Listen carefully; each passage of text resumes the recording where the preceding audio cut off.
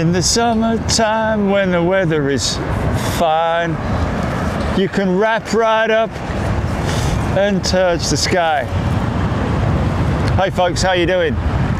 A very warm welcome and good afternoon to you live from London Heathrow, celebrating 80 years London Heathrow, folks. This is runway 27 right, which we've been filming from down at the Renaissance quite a lot recently, sorry.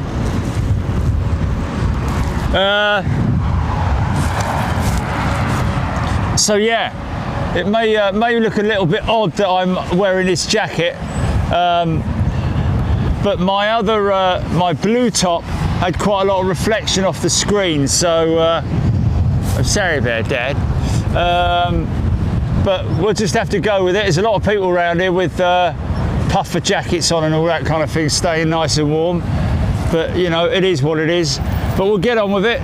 Okay, listen out and actually watch out for the liquid vortex which comes off the vortex coming off the engines and off the splitters on the engines. Hold on a minute, let me turn this bleeding thing. Yeah, so so you will probably see liquid vortex, which is the vortex itself, which is generated by the engine vortex generators, splitters as they are also known, or statters. They're fixed to the side of the engine like two wings, sort of thing you would expect to see on a Formula One car or something. But anyway, let's get on with it. Looks like a little 320. I wonder if I could see it on that. I wonder if I could see them on that Dreamliner. Air Baltic 220 going to kick the show off. I think they might be on the. See, look on the engine there. I think they're on the inboard section. Okay, first one.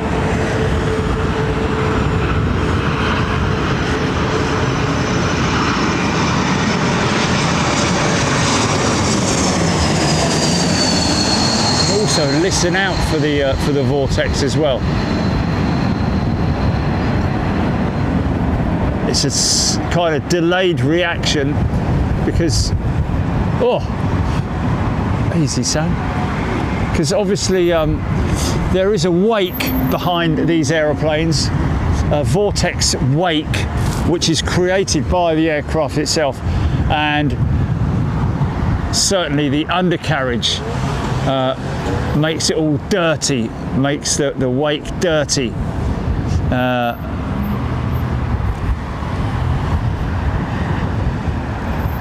Let's see how balanced I am. Okay, not too bad.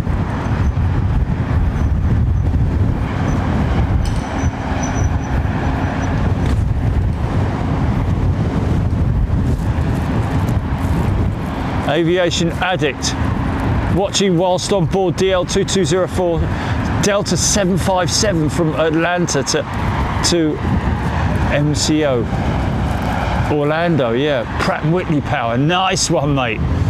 Hello to you and all the passengers on board that Delta jet. 757. Aren't you the lucky one, eh? Is that a 757-300? I'm wondering. But that's pretty cool, mate. Aviation addict.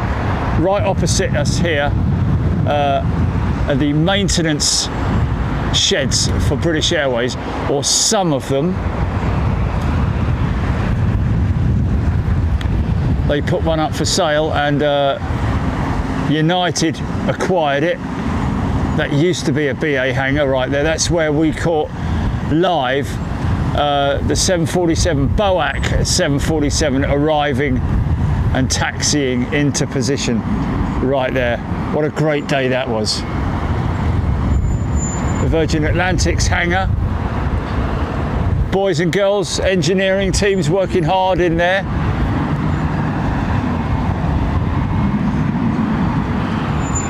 possibly working on an old A330 that's due for retirement or something, getting it ready for... Okay, here we go. Here's another one now.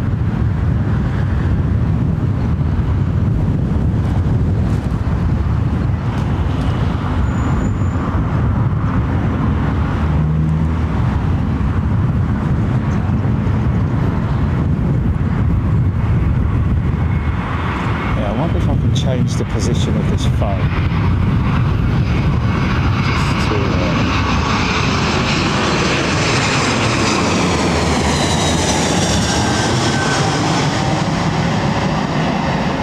That's a IAE powered jet, which I think it is. Look out for the liquid vortex from the engines. It's not always apparent, but you do see it from time to time. Certainly a cleaner and better landing than what I did last night, but we got there in the end, didn't we, together?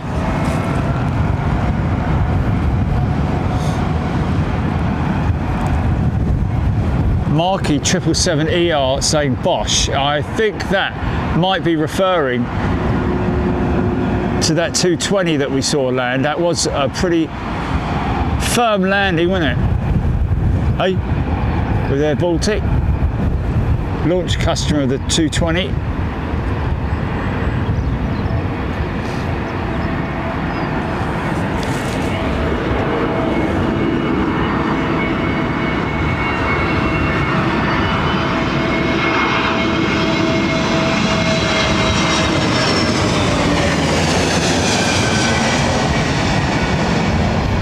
So I think they're about 70 feet when they're above us, maybe a little bit higher, maybe 100 feet.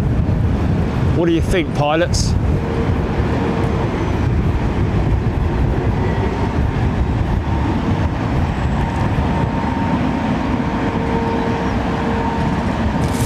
Voila! Tony Rivers. John Grinham liking it. Mike Weaver, John Montague, good afternoon to you. Good afternoon, everybody. Hope you're all doing well. Enjoying your Sunday. Now, don't do what I always do and eat the roast potato, leave the roast potatoes till last. Well, maybe eat the fluffiness out of them and then eat the skins after it. Hopefully they're crunchy. Don't blame me if they're not. Beverly George, Mark Barr, Hector Ruiz. 787 from the Virgin Atlantic Fleet. Is that you up there, Zane?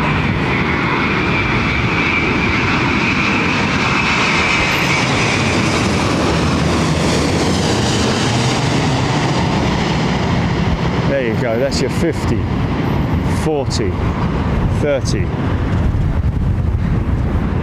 5, Bosch. Hey, hey, hey! Go on, son. Yeah, made sure of that.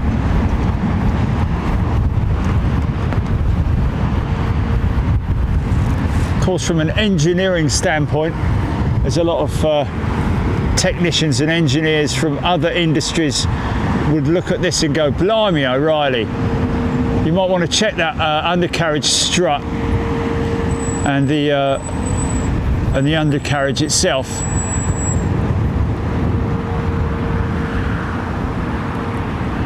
For wear and tear. I'd say probably, apart from the engines, one of the most heavily maintained parts of the aircraft, wouldn't you say?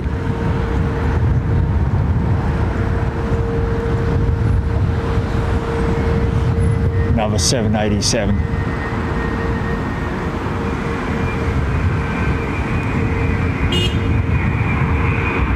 Matt Weaver, 10 memberships, mate. What a love, what a gentleman. Thank you, Matt.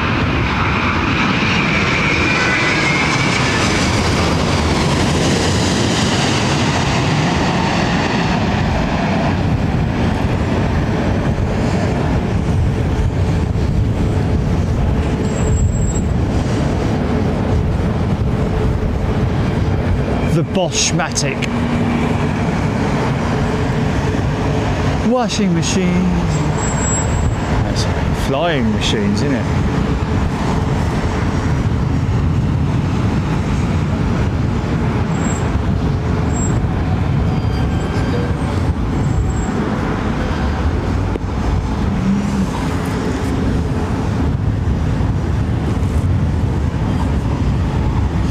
Nick Hull, Sound and Vision, sweet. Thank you, mate. Sound and Vision. Hector Ruiz, Jerry and Julie. I emailed you some pictures of a DC-3 that came into FBO that I work at. Lady Jennifer, are you on the raised platform today? Yes, Lady Jennifer. About 2.5 meters is my standing position.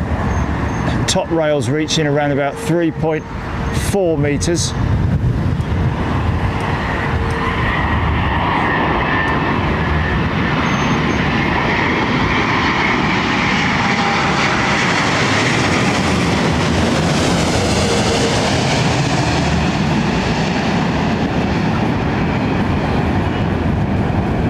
Now if you look carefully at the end of the wing there, see the ailerons working away, controlling the roll. Up come the boards, straight onto the reversers. Those boards are controlled by sensors on the undercarriage, weight on wheels sensors.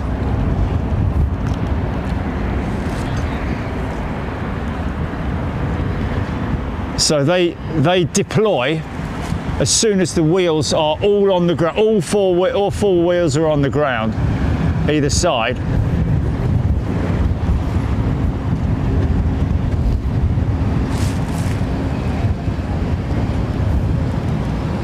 Avro Arrow, great viewpoint for landings. Thank you, Avro. Squopy, Claire Hoop.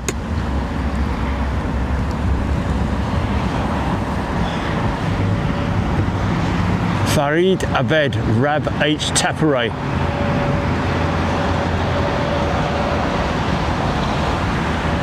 Ian Byrne, watching on my phone with Bluetooth headphones, and the sound is incredible. Wow, that's fantastic. How you doing, Ian? Hope you're well.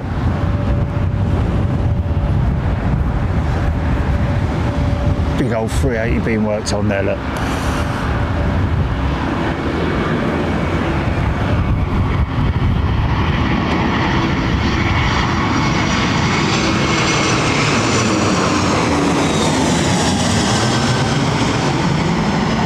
Out for the liquid vortex.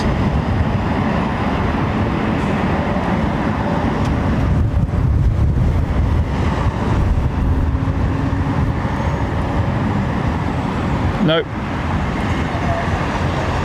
not this time.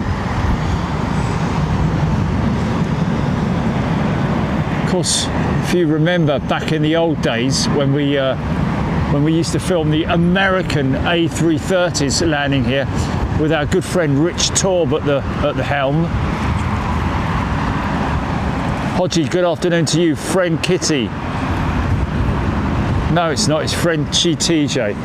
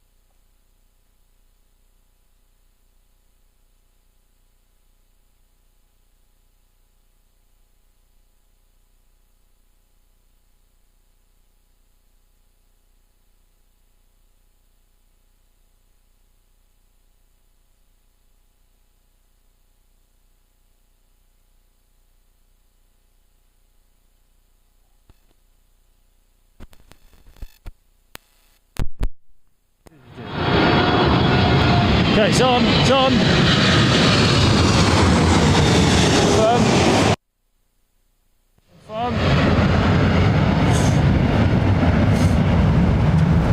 Sorry folks. Big jet sound, no big jet, no sound TV. I really don't know what happened there, folks. The case, it's the case that holds the mics is actually a charging case itself, and we always check the mics before we come out. So my apologies.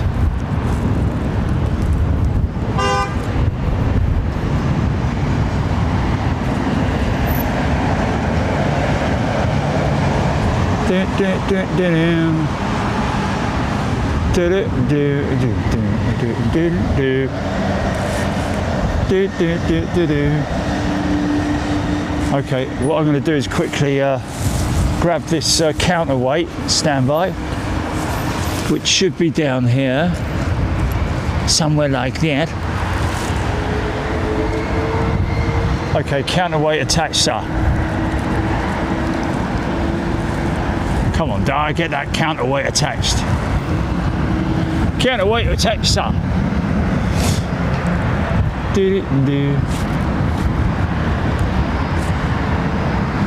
Okay, here we go then.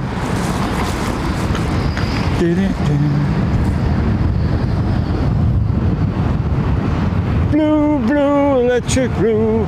Come, please come.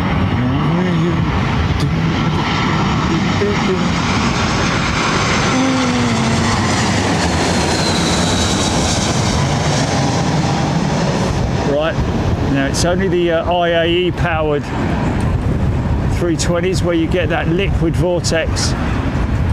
Look out for it.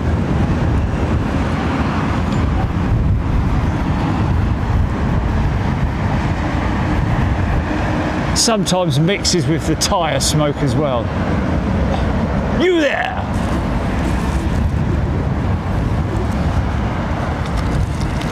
Right.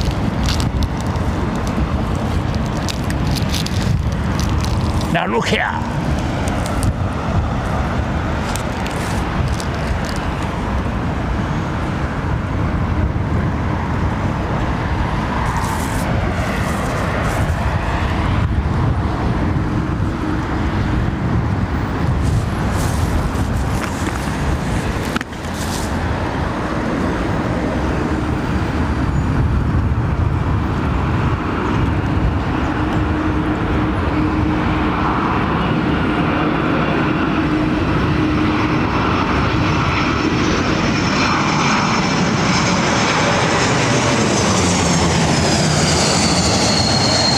Walk it round, son, walk it round.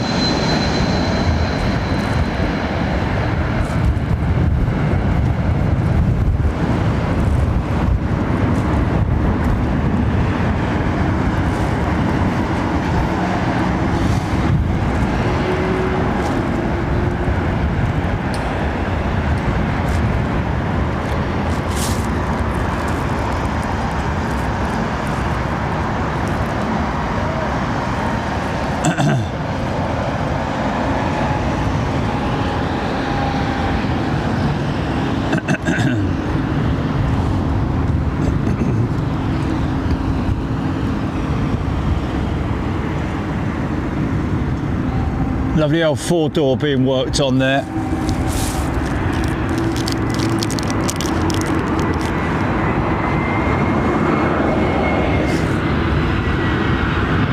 G6W has how many, Julie?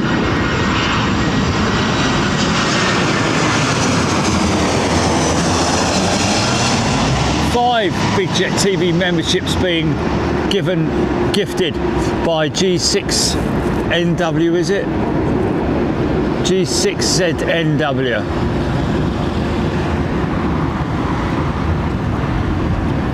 G6ZNW. Thank you, mate. Or Madame, maybe, I don't know.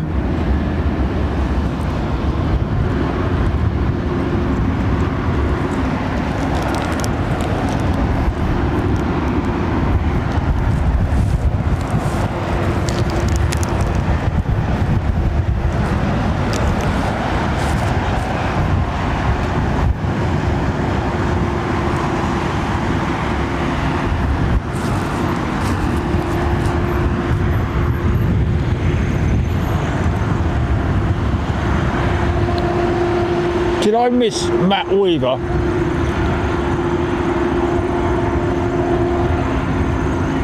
Oh yeah?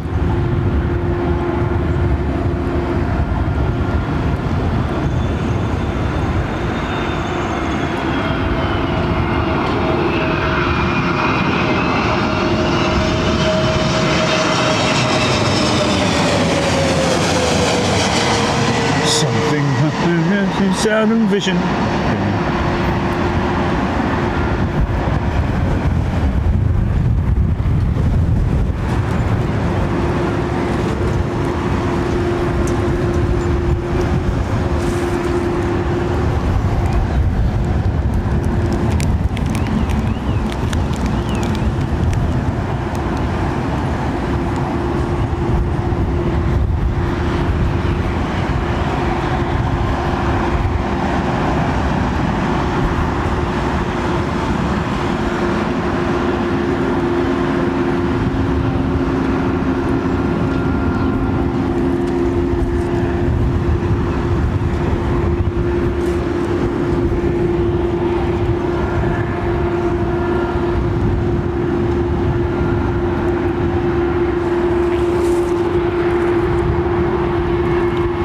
Roseanne Green has thrown 5 Aussie bucks in.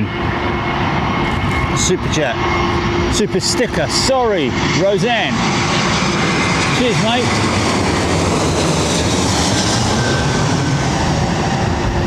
A dancing pair.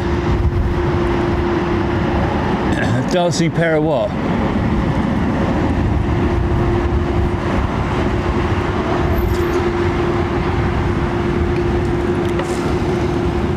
Oh, darn it, I just dropped a bit of my Mars bar.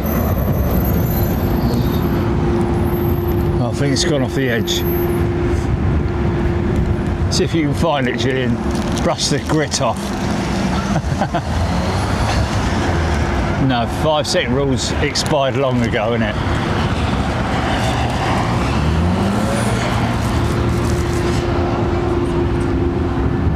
Okay.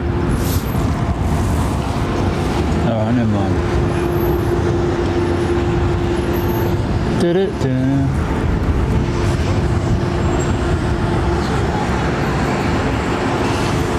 Yeah, I think so.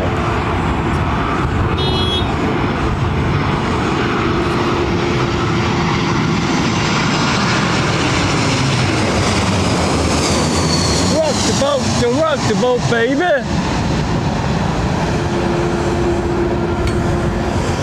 Rock the boat.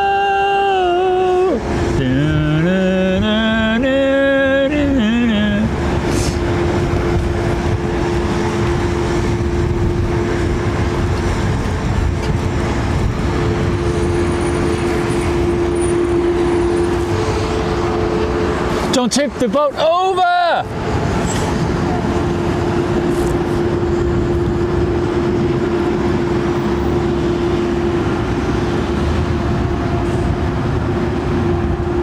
Barbara Siegel, good afternoon. Lady Jennifer, deep fried. Now that's something that I could never contemplate, a deep fried Mars bar. Bloody hell, gotta be mad, haven't you?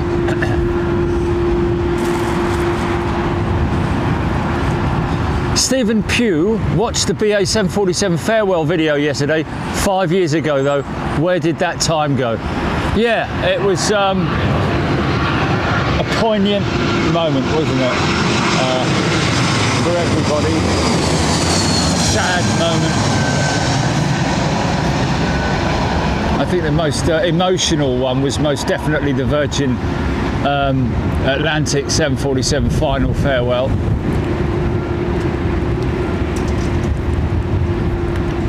From London Heathrow. That was during COVID, wasn't it? I was walking through the terminal and it was absolutely, it was empty. Spooky almost. Wild Snowball.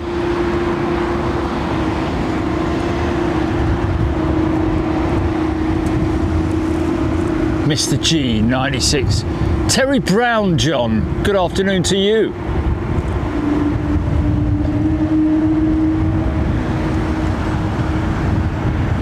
course, we used to see so many Dash 8s, didn't we, with Flybe?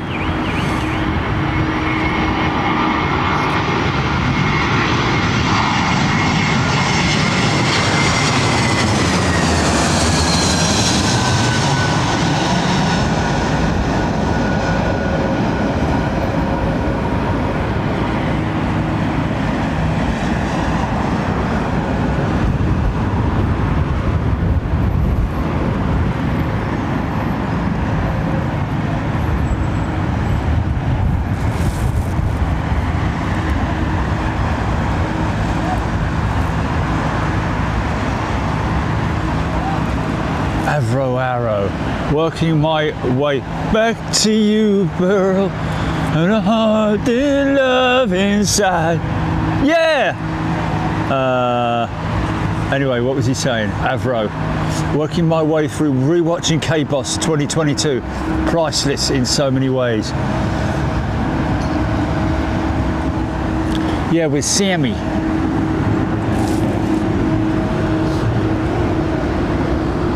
And the ATATs as well.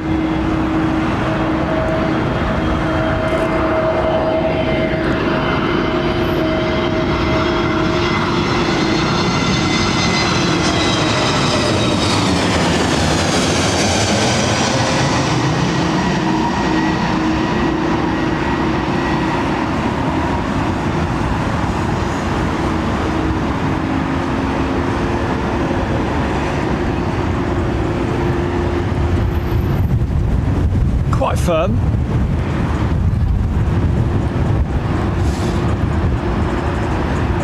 I don't know, some pilots might have a habit of getting their jets on the ground firmly. Oh, here we go, Dreamliner.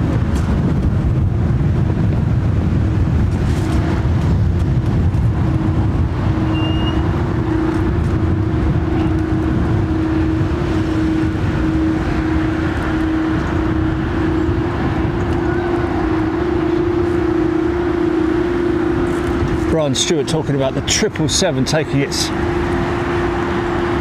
maiden flight, test flight, 6th of June the 12th, sorry.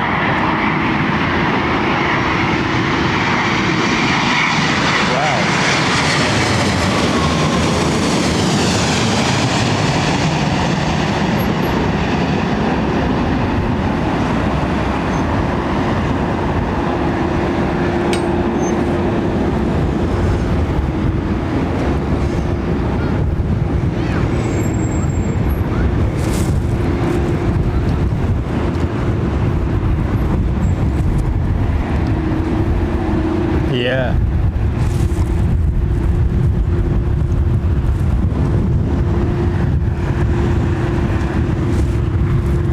One year later, it was flying with its launch customer, United. I thought that the launch customer for the 777 was actually was British Airways.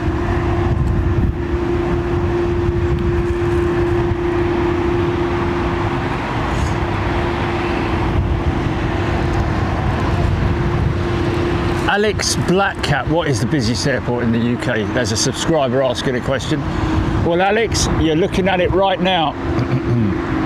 London Heathrow, my friend.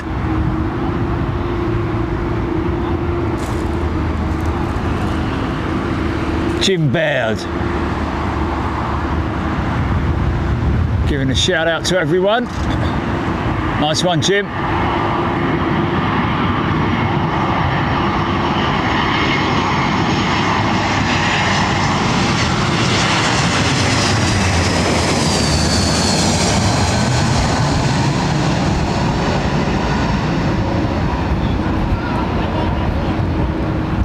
Burning every day, do do do do do.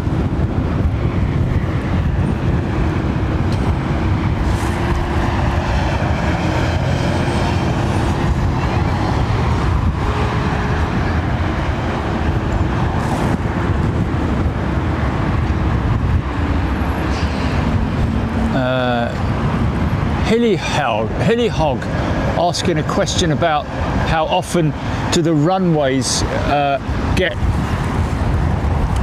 cleaned to remove all the rubber from the tyres? Well, good question that.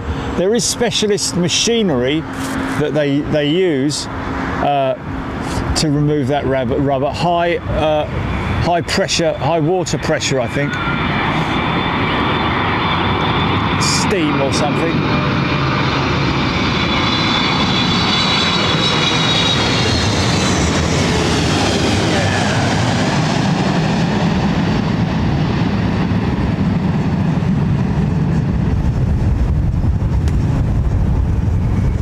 Big old 14-wheeler.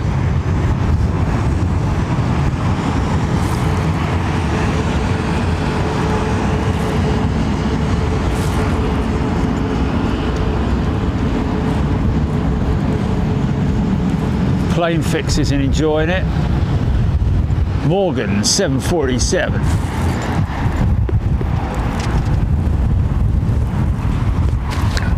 Yes, fully established, yeah. We caught that, didn't we? That simultaneous departure with BA and Virgin Atlantic.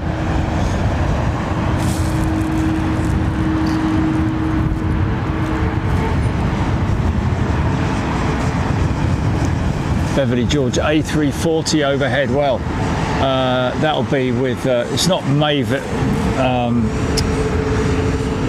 it's Air Cargo Services or something like that, isn't it? They've gone into liquidation, unfortunately, so those A340s, ex-Virgin 340s, now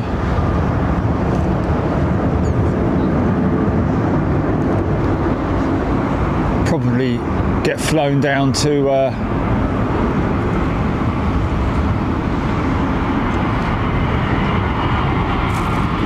meet their maker. Well, perhaps not. Have to go back to Toulouse, wouldn't they?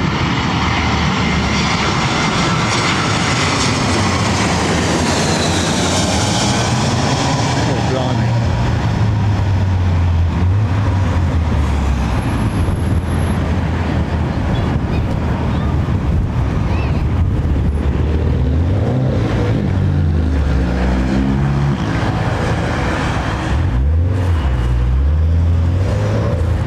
I just gotta get back home, you girl.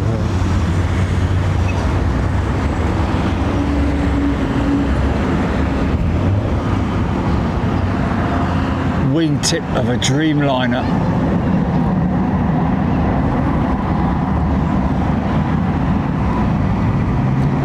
Pretty sure it is anyway.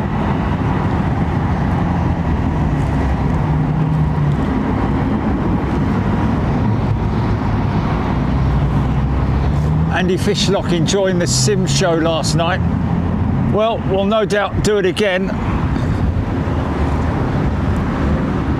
737, here we go. Is she a Max? It looks like she's a 900 or something.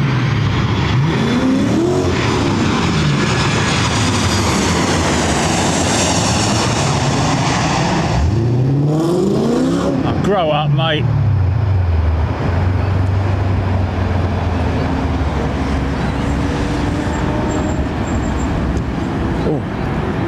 Wow.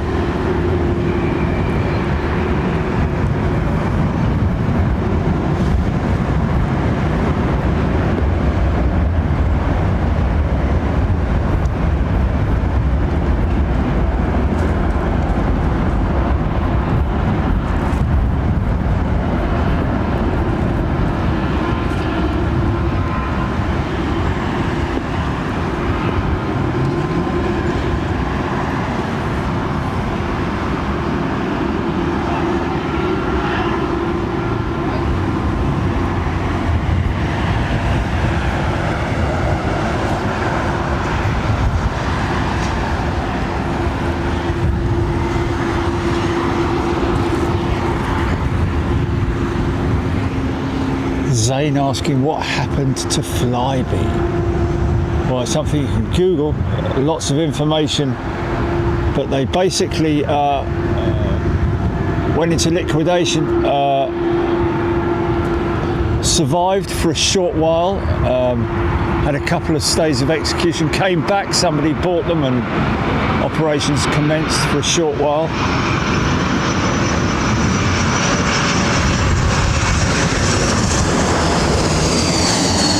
Moved base to Gatwick and then came back to Heathrow for a very short period, and that, I'm afraid, was that.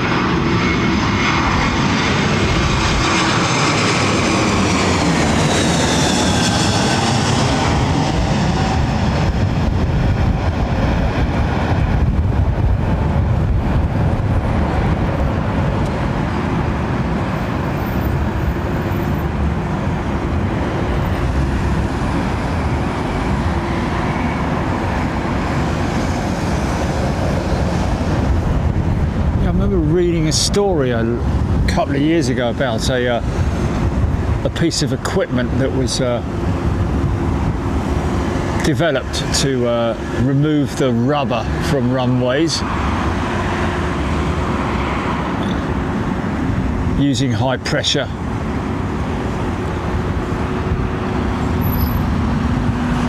It was high pressure steam.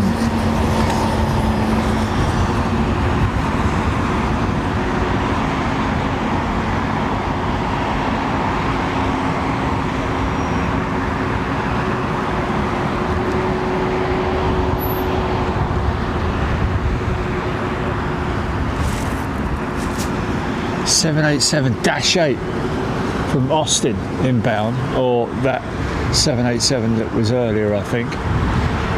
Didn't read it out. Squopey has thrown $4.99 into Super Chat. Thanks, mate. Here's to restoring the Mars bar. Second round of... okay. Good on you, mate, and good luck to you.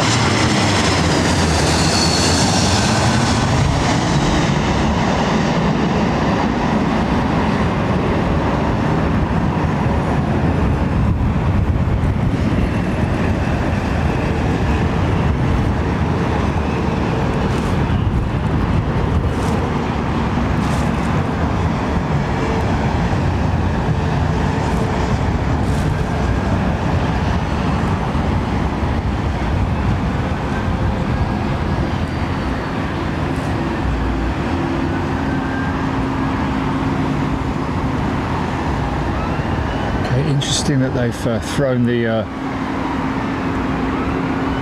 runway approach lights on. It's, I'm guessing they're light sensitive, aren't they? Must be, I'd imagine.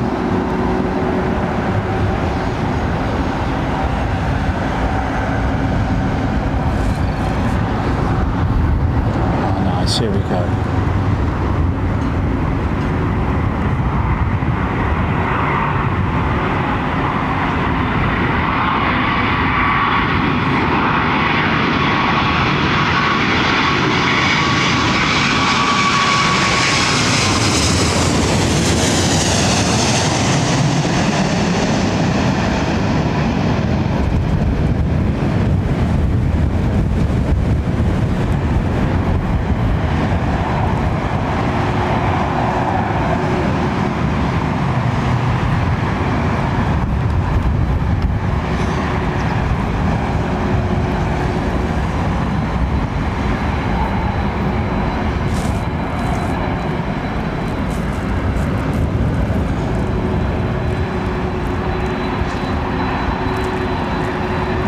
make you fully established. Appreciate your kind words.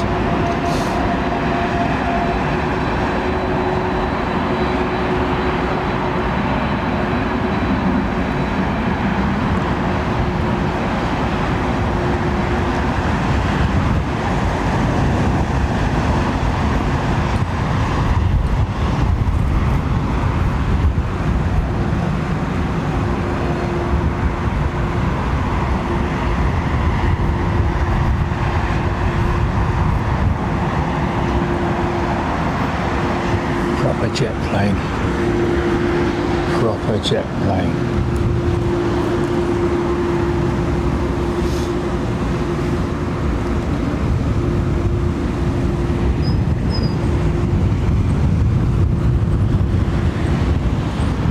Nathan Pestis recently saw the old QI episode with Captain Eric Moody as a guest. This is your captain speaking. We have a small problem with all 4 engines. I've stopped. Trust you are not in too much distress. Oh, that will be the 747, wouldn't it? The BA 747 that flew through a dust cloud, volcanic ash cloud, yeah. Lost all 4 engines. Fair play for getting it back with the windscreen as it was.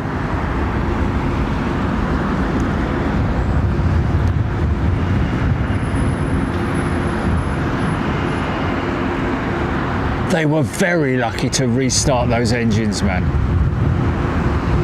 because that would have melted and solidified in the engines, blocked every single orifice inside the engine, coated the fan blades.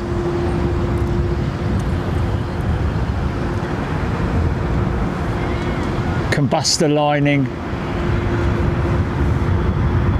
everything. Very, very fortunate.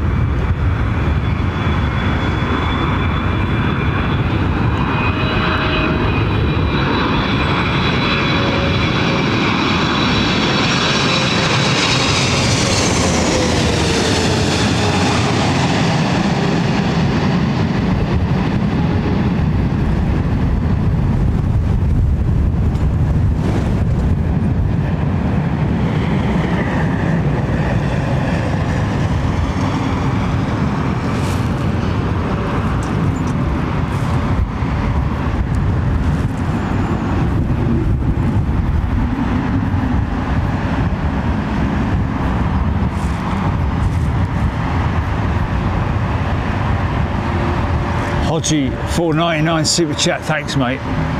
When Zane Dunning closed the door, yeah, gave us all a wave. A farewell, London.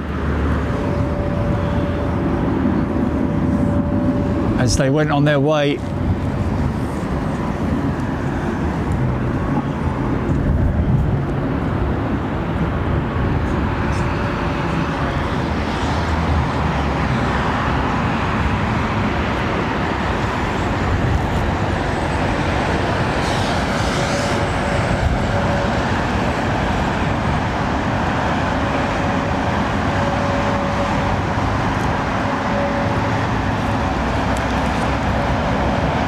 So we have got 3,000 people currently watching Big Jet TV. Hello to each and every one of you, wherever you are in the world.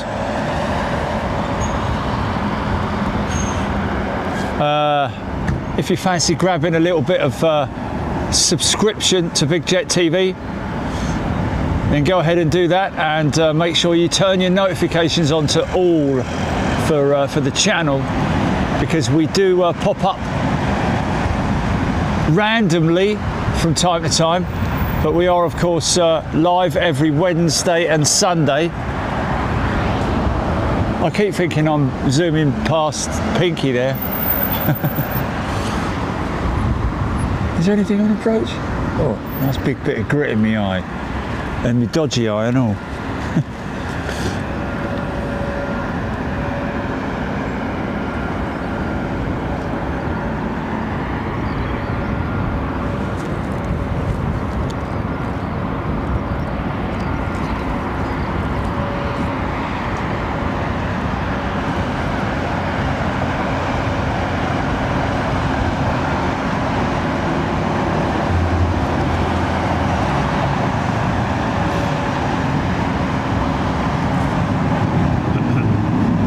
you are watching Big Jet TV. Oh, Screaming Emu, there he is, look, resident pilot, gifting 5 Big Jet TV channel memberships. Thanks, mate. Maybe one of you subbies are going to get that. Hopefully you will.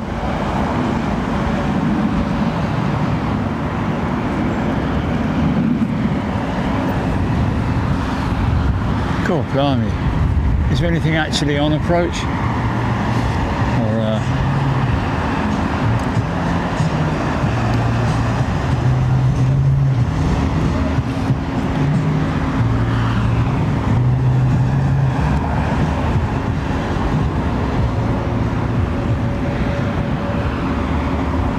what do you call it? A back library, is it, to watch?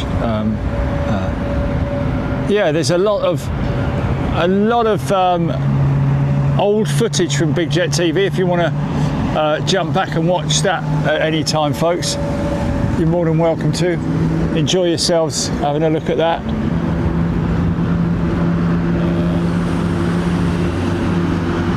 Go right back to the good old days with the 747 if you fancy it.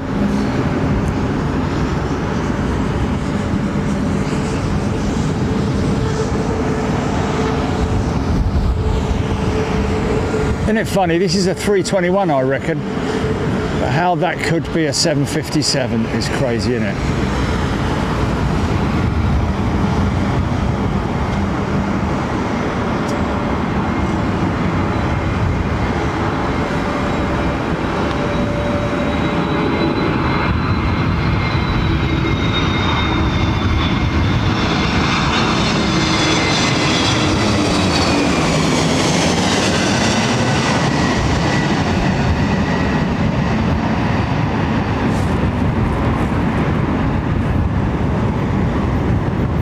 Sorry, folks.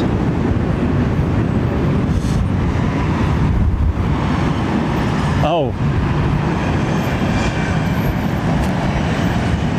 Oh, really? Wow.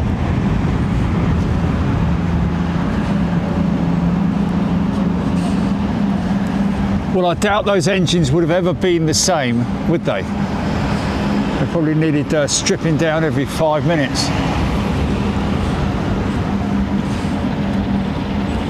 Tequila's TriStar. Tequila TriStar got their 2-year badge. Congratulations.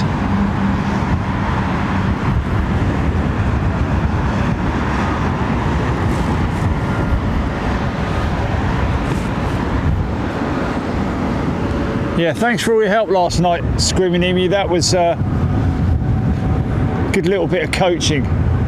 Really appreciate it. Let's do it again at some point, if you can stand it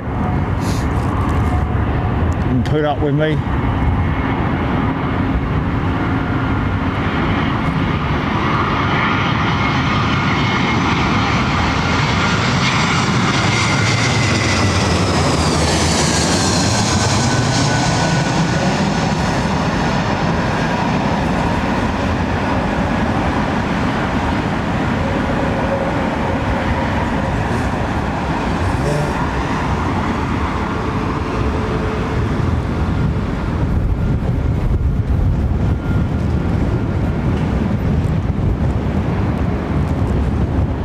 Load up that suspension. Great, isn't it?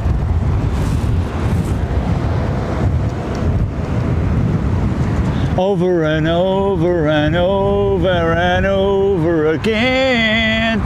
I'll be working my way back to you, girl, with a burning love inside. Yeah! Working my way to you.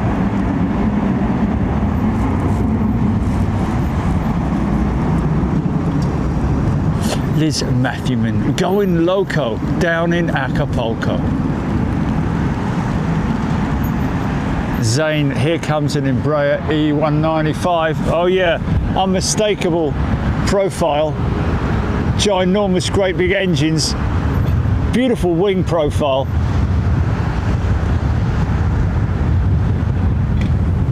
no doubt in from Schiphol, I'd imagine,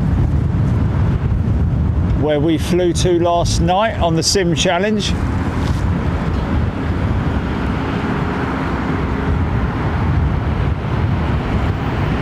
Big old set of GTFs hanging off her.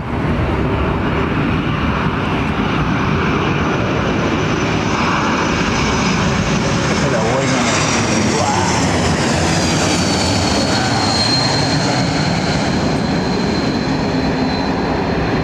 I reckon that was that 767 going up that just made all that bleeding noise.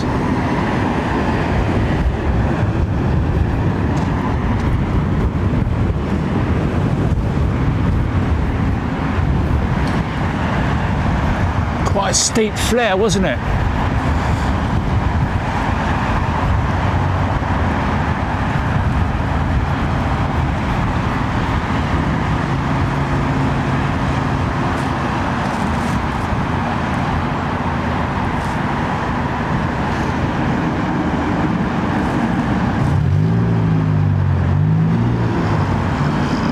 Sasha McCarthy gifting a Big Chat TV membership.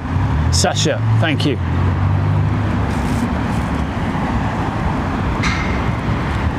Paul Carman, yes, it has been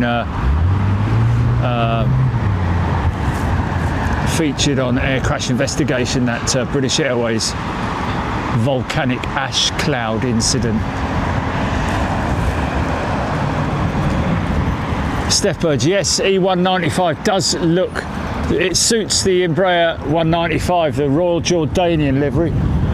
Where did I see that? Was it Brussels?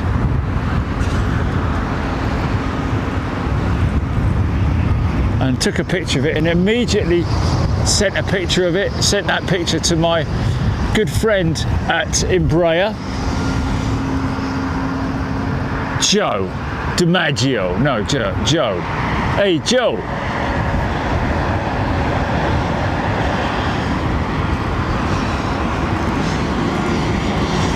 From the Thistle, yeah. It's a leisurely walk, isn't it? Yeah. You're not going to struggle getting to ARD from the Thistle, that's for sure. Nice leisurely stroll along the main road. Up past Compass House.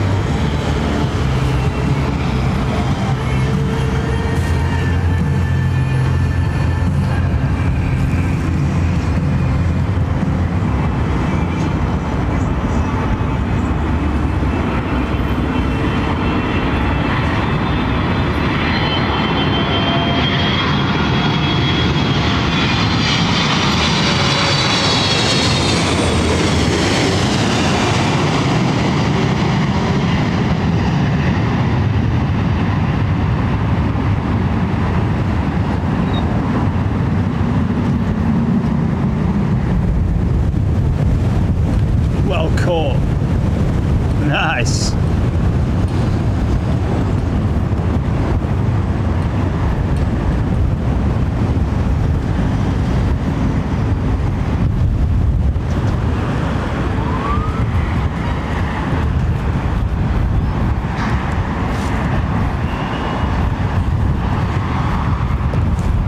Tapperate, as per, handing out the info.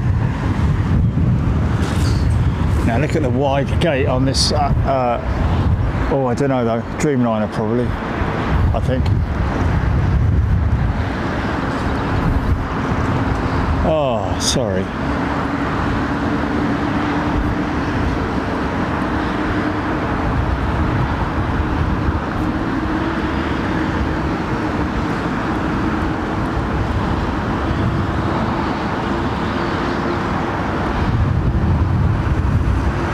I think the engine spacing is more or less the same on the Dreamliner as the 350.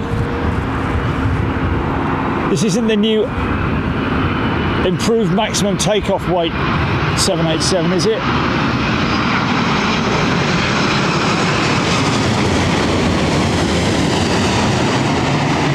United have been flying it on the London route. I've got the reg for that somewhere on my phone. November 81105, yeah? And let's just see if I can find it.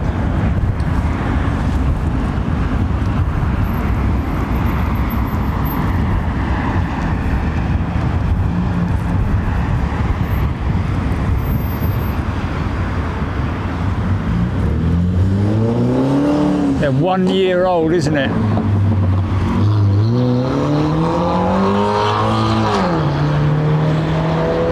Yeah.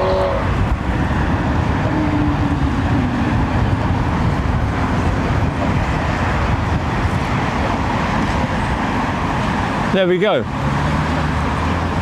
That is the improved maximum takeoff weight jet that the FAA have cleared, increasing the Dash 9 to an additional 3 tons of payload. The Dash 10, an additional 5 tons of payload and more range. I think 3,000 kilometers or something like that. Sorry, nautical miles. My apologies for getting that all wrong. Oh yeah, look at this. This is a 350 all day long, isn't it?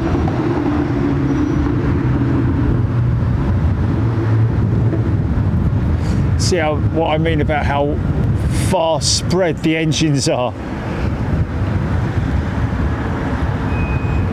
This looks like Qatar.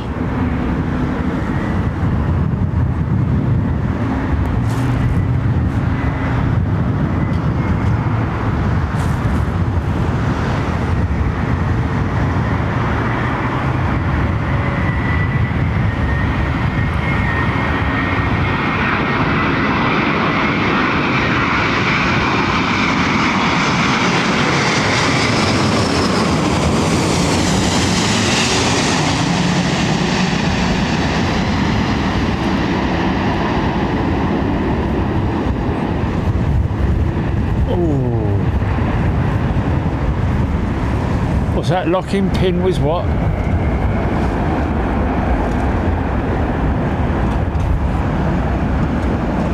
Oh my god. Yeah. One very fortunate ground worker who was working around the underside of that 787, that lofty 787 which collapsed. Gotta say, it's rare to see that. I think it's more common to see an aircraft sitting down on its backside when they load it or unload it, the freighters that is. When they load it or unload it at the wrong time or in wrong sequence and leaving all the heavy stuff at the back. That's why they put those huge jacks at the back of some freighters and passenger jets as well that you see at airports from time to time.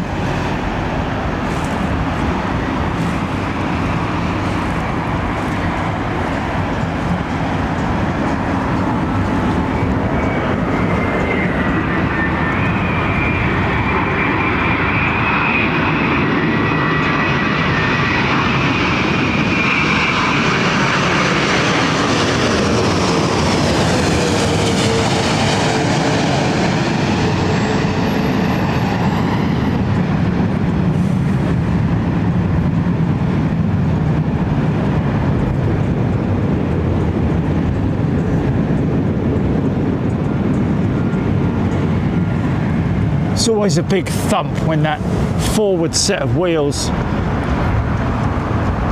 come down. I've been on many a smooth landing on a 330, but it doesn't matter how smooth it they get that back set down, and that's what they used to do, isn't it, with American Airlines, used to run it long.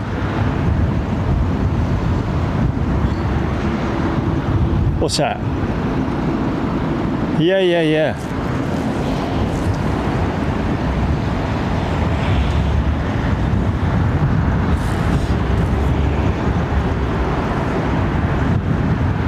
I used to wheelie those things for a good few hundred yards.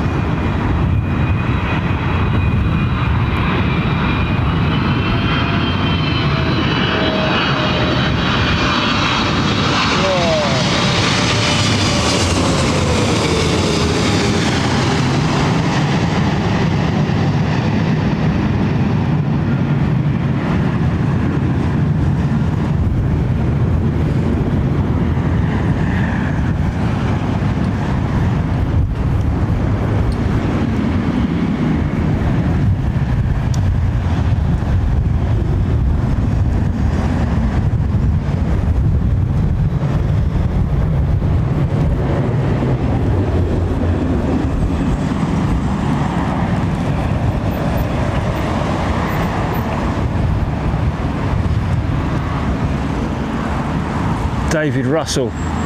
Flight that diverted yesterday because the ground handler left his earphone attached to the front wheel assembly. Pilots kept hearing whistling noises in the cockpit. Oh my God, yeah. What's that noise? Yeah. Sasha McCarthy, £10 super chat. Thank you, Sasha. How very kind of you.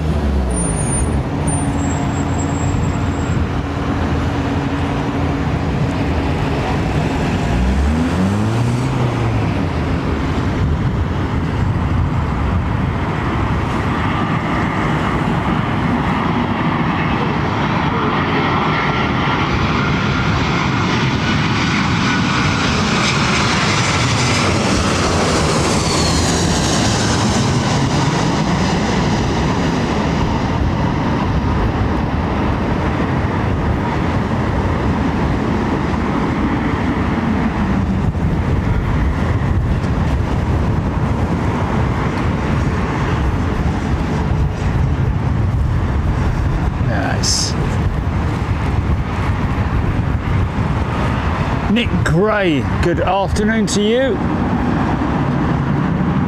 Hope you're well. Andy P, Claruc, Phil Brown.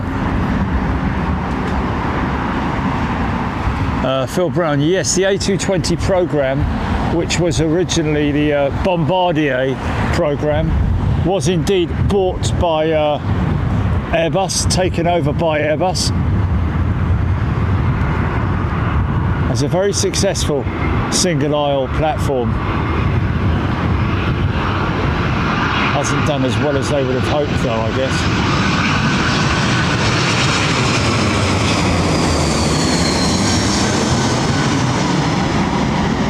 Mind you, there are operators getting hold of them.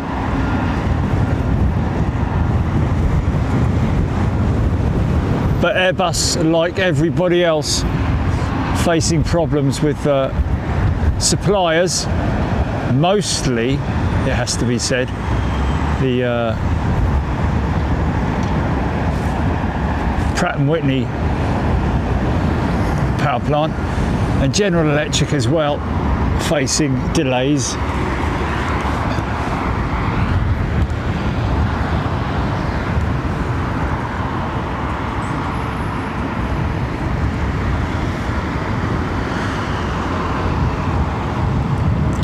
But Boeing's stepping it up, aren't they? They've switched, hoping to switch to 70 odd aircraft a month production.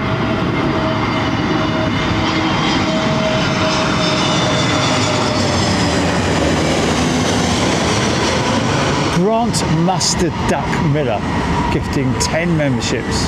Thanks, mate. Thank you.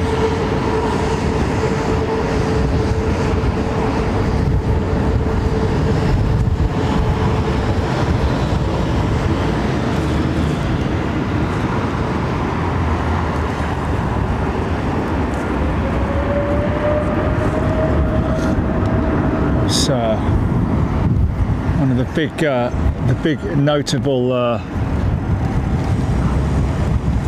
improvements that Airbus have made recently over the last year or so is the introduction of the XLR A320 XLR, 321 XLR, isn't it? A modified aircraft, bigger additional fuel tanks.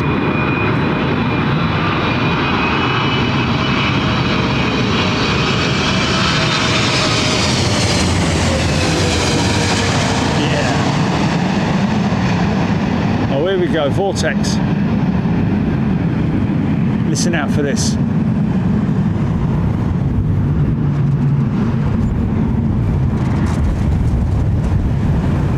That's a thumbnail option, GP, as well. Yeah, timestamp it.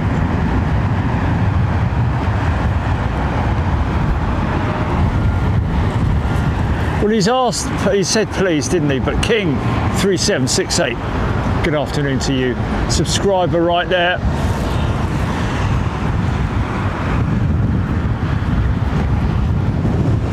You little ripper.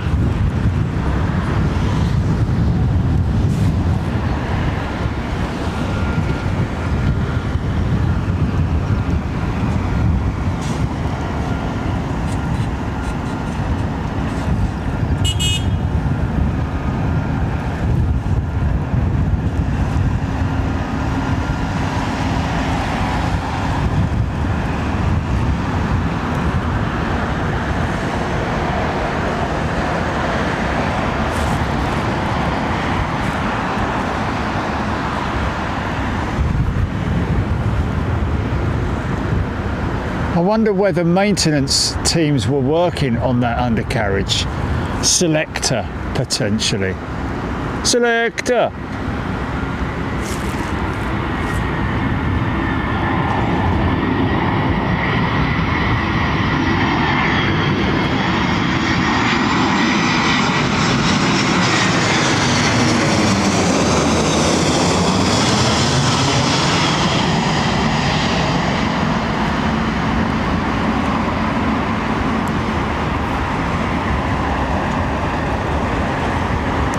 I mean, what are the chances of one of the pilots or an engineer sitting in the seat, the pilot's seat, and accidentally, as they're getting out,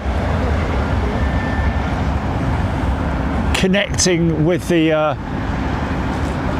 undercarriage selector and pushing it up with their heel or something like that? I mean, what are the chances of that happening? Mistakes do happen.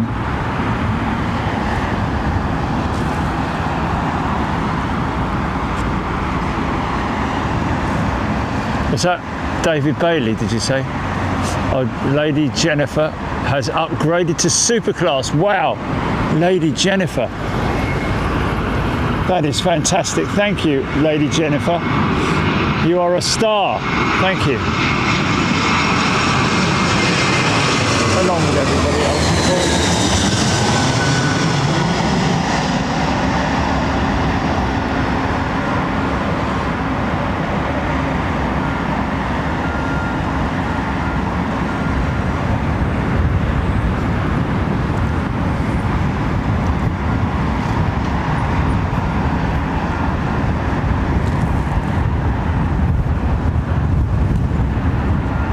Thank you, John Grinham.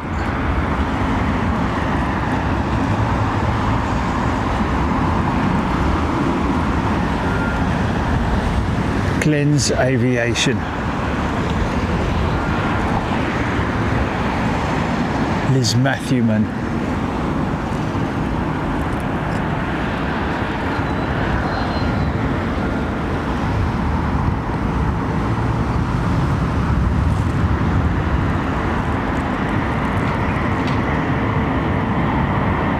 Yes, Hodgie, it did happen to a BA787, didn't it, with the nose wheel collapsing or retracting whilst the aircraft was on the ground.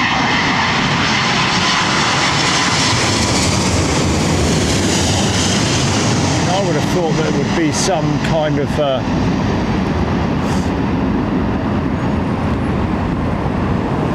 I mean, that's why you get the green light indicators, isn't it, on the cockpit dash, indicating the wheels are down and locked.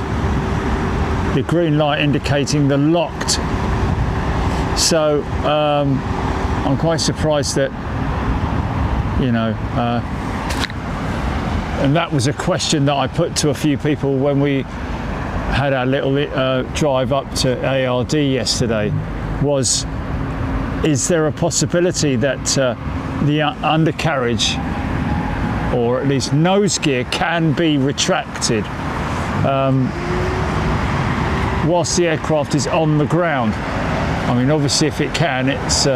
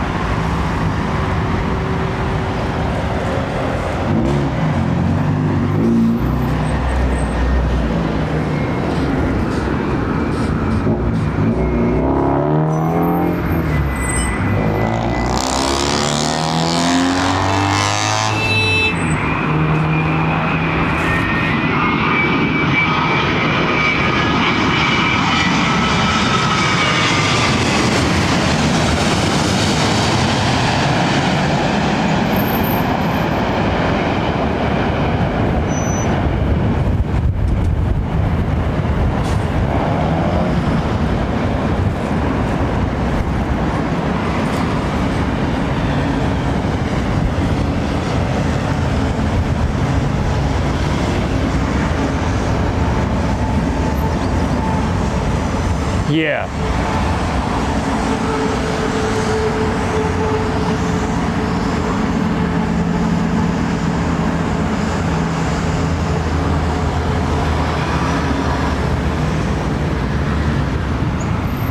Diane 78, Asiana 350 inbound. Thank you, Diane. What's that, Jerry? What?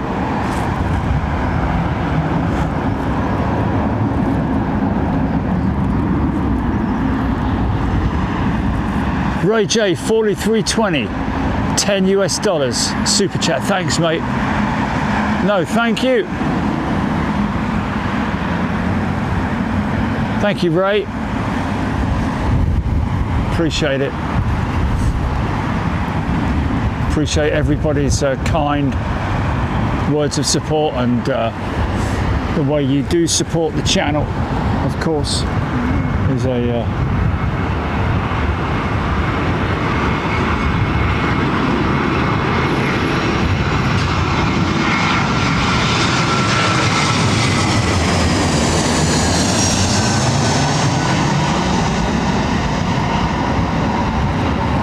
forgive me, girl. Let's have a chance.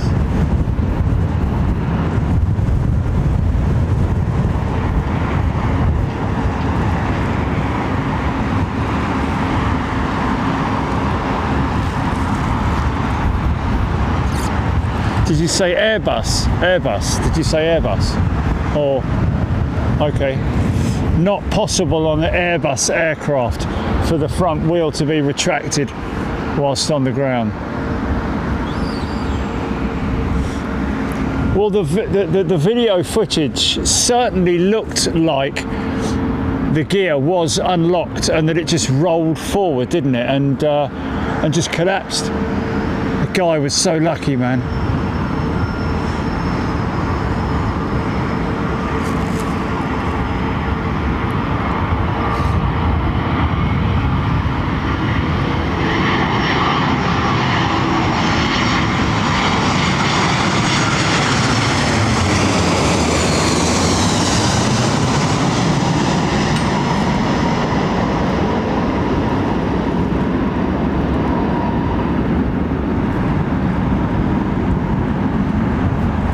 And it was only a year old, wasn't it? That Lufty 787 as well, isn't it? just a year old.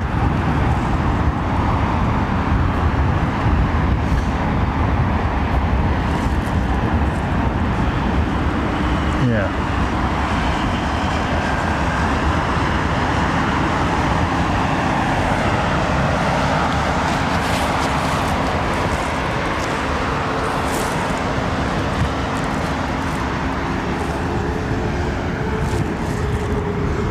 Feather duster, indeed. A very nice thought. I think this is Asiana. Probably their 900.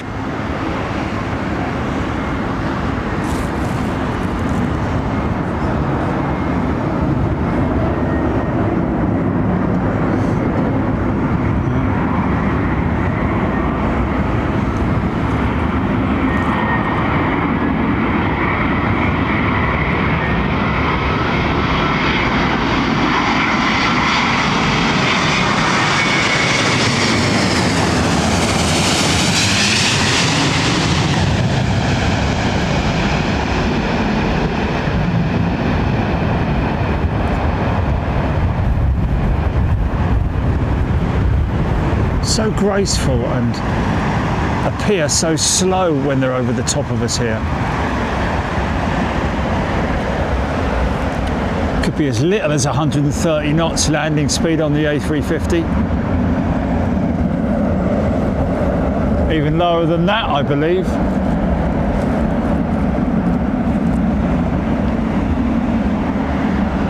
Depending on the parameters and weather conditions. Runway length,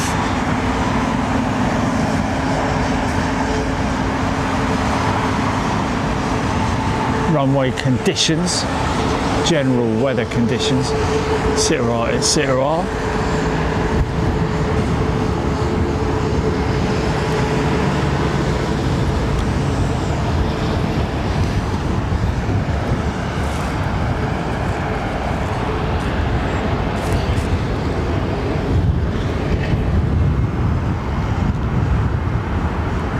I wonder if young Riley's watching today with his dad. Thanks for the pictures, Riley. Very skilled little man drawing some pictures for us. 380.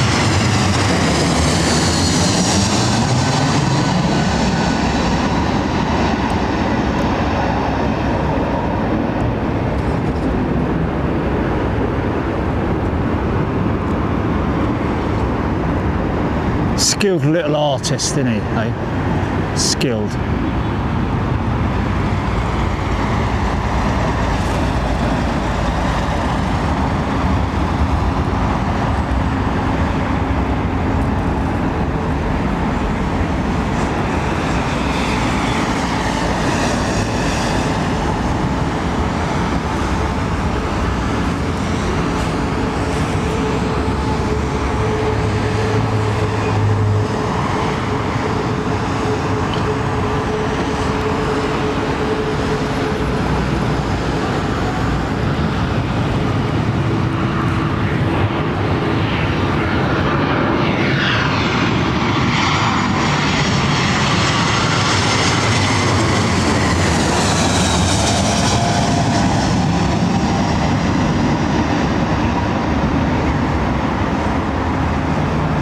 Sun's out.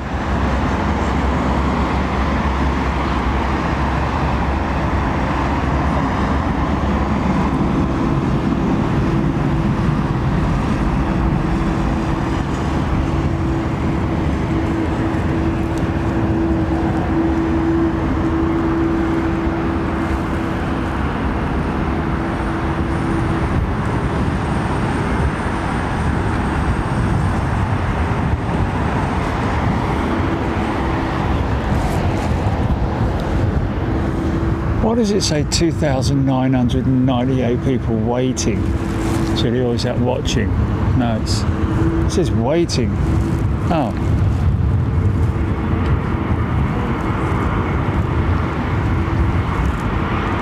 Okay. I gotcha. just my chat disappeared, that's all. It froze on me.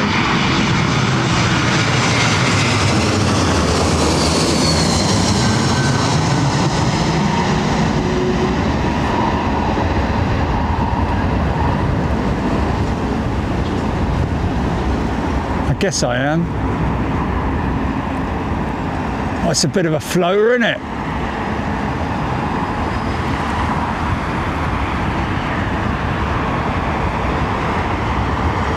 Where's he going? He's going out, isn't he? He's coming up to Alpha 2. Steph M. Mama Madge is a brand new member. Welcome, Steph M. Mama Madge.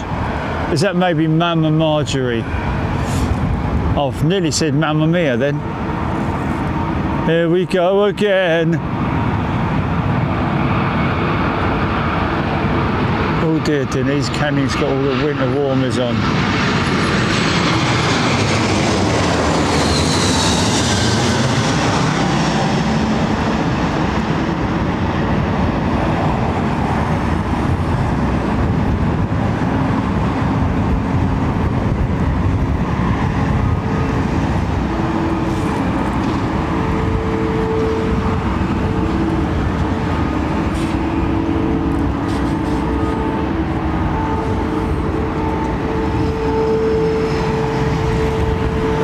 One would imagine, wouldn't one, that in terms of the gear lever on the flight deck of most jets, even aeroplanes in the past, they've always had that gear lever, haven't they? Gear up or down. And you would have thought that that gear lever would have a lock on it. And you would have to pull, and you would, a bit like the fuel switches on the Dreamliner, where you'd have to pull and move it up, or pull and move it down, where it'd be on a latch.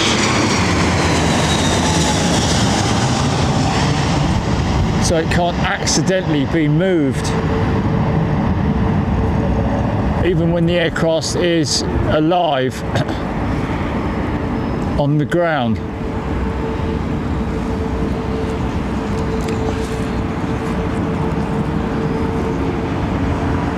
Oh, look at that. Becky Hale has gifted £5 super chat. Someone said to me the other day they was new working in an airport. Someone told him to turn the windsock off. Oh, okay. Working in an airport. Okay.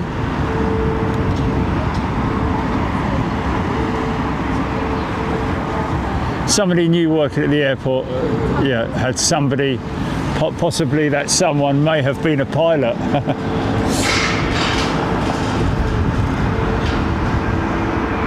Sorry, sir, I can't do that.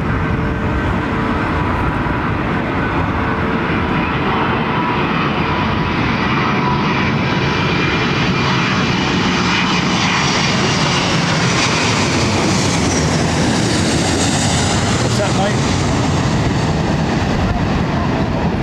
Riley is watching. Hello, Riley, with Dad Chris. Polite young lad.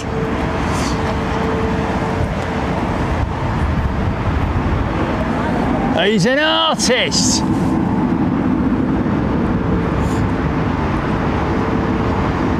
Hope his art teacher is impressed.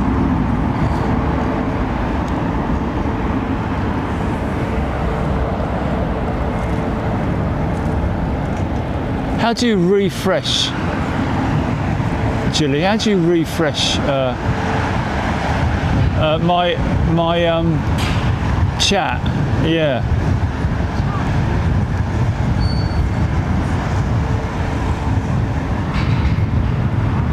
All right, I've got you. Yeah, I've got you. Is that another 10 gifted memberships from Grant Mustard Duck? I think it might be.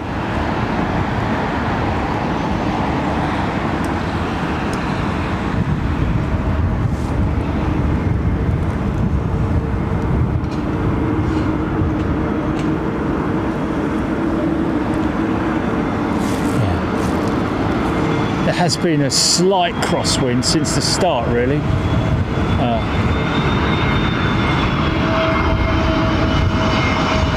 Not seeing a lot of crabbing, to be honest.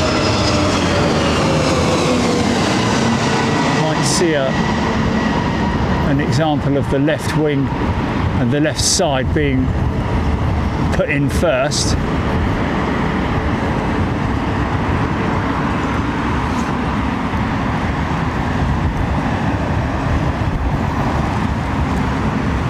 I don't think that is standard operating procedures, just it's a move that pilots learn in crosswind, when there's a crosswind component, as you can see from the sock, from the wind sock, indicating a southwesterly, so wind coming from the southwest.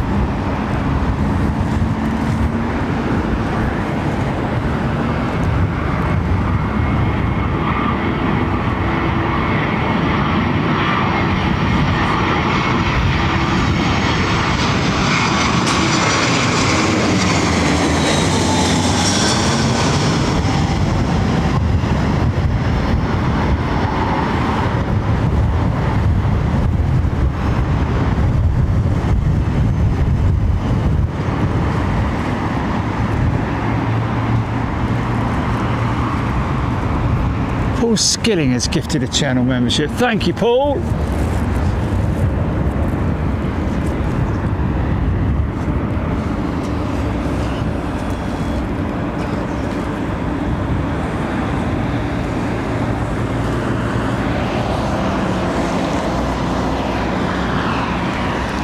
Lights are on in the United hangar.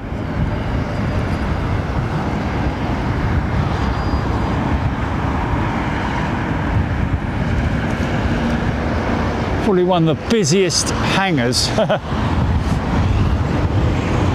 in the country in terms of airliner maintenance.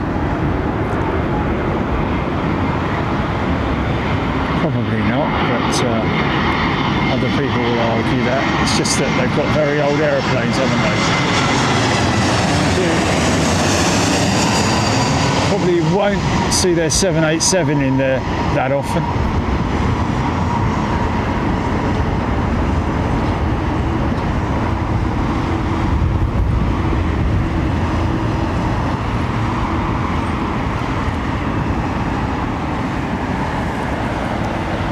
I just had a flashback of that A320 at Miami that we saw, that had that British Caledonian-esque livery about it. You remember that? The blue and gold. Captain Manny is in the house. Good day to you, sir. Hope you're doing well.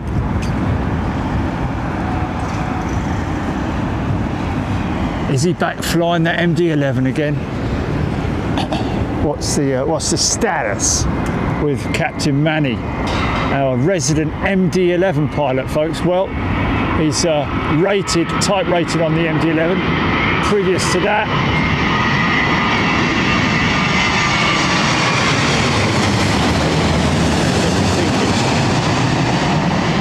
got me thinking now.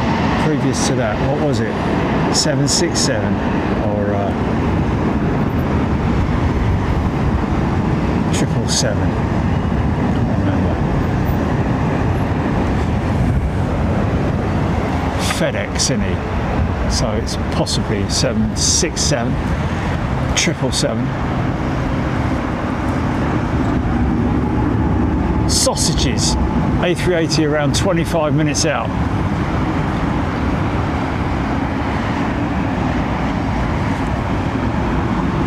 He's still off work, is he? Michael K. Oh, okay. So Captain Manny has commented on the potential for the lever, the gear selector lever, to be moved during maintenance on the ground when the aircraft is alive. if you accidentally knocked it as you were getting out of your seat and knocked it upwards, is there a chance that the I mean, the mechanisms aren't going to work, are they? The hydraulics, the actuators are not going to work, I wouldn't have thought. Yeah.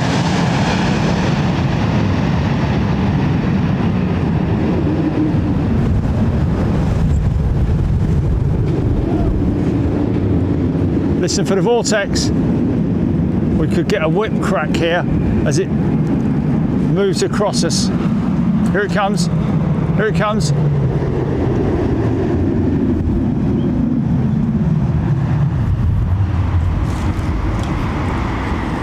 Sounds like a jet fighter doing a display. You might get a little bit of a whip crack right, you know, 15-20 seconds after.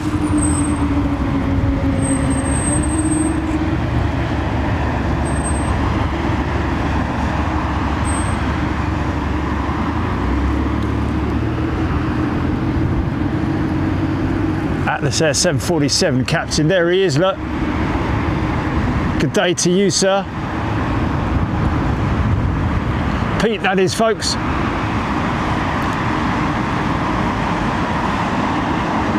Lucky man riding around on that Atlas Air 747. Have you, Pete? Have you driven the?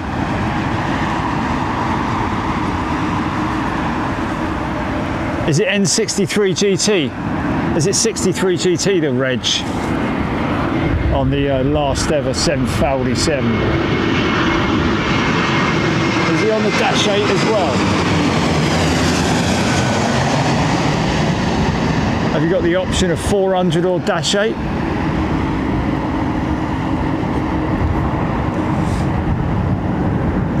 I love the call sign for Atlas Air, giant. Must get a right kick out of calling ATC on that one.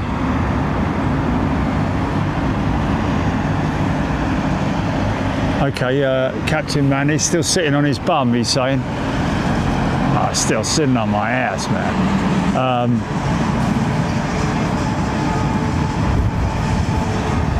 Captain Manny, A300, there we go, yeah.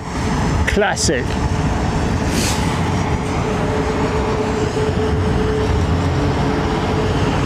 Okay, there we go.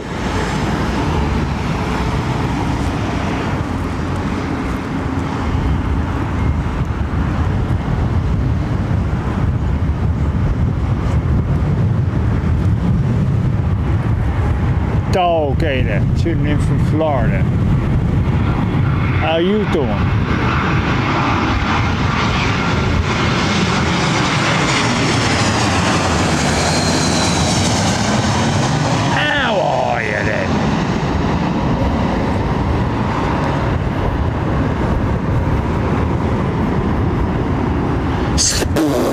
Salesman, eh?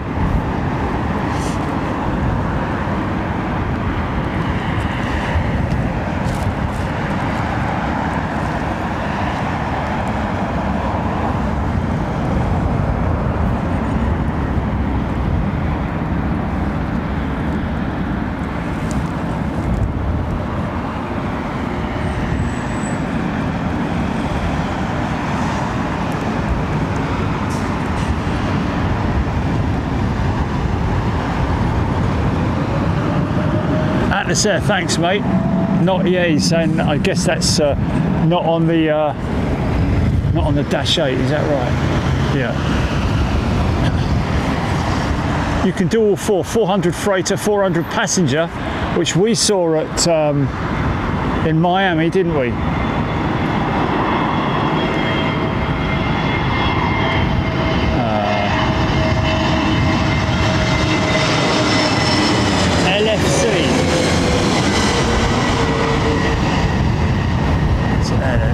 Think about that. LFC, Liverpool Football Club. He flies Liverpool Football Club around, does he? Atlas Air 747 captain. It says he can do all four, 400 freighter, 400 passenger jet as well. LFC and Dash 8F, okay. So he is on the 8 freighter. And he's saying, no, I haven't flown GT63 yet. I think that's what he's saying.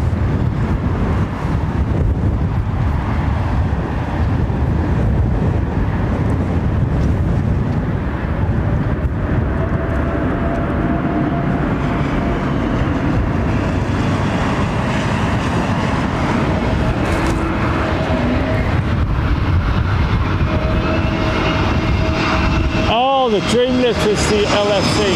Okay, yes. Ah, there he goes. Nice. So he can do the Dream Lifter if he wants to. Must be like flying a high-sided vehicle in strong crosswinds, man, with that thing.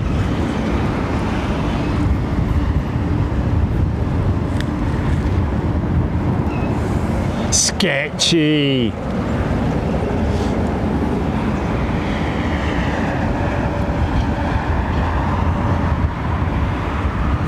Catherine Collis, you go ahead. Don't mind us.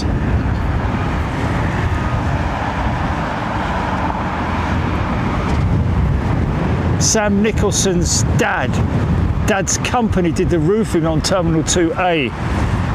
Wow, okay. So that's Terminal 2A there, isn't it? Was that the one that was built for the Olympics or something like that? I don't really know.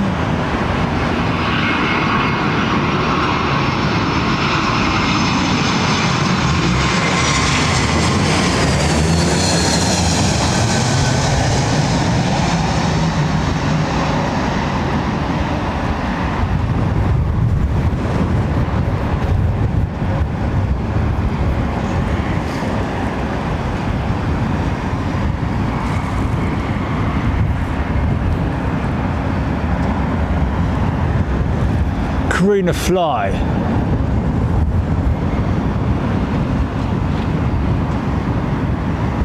Alan Q, £1 super chat. Thanks, mate.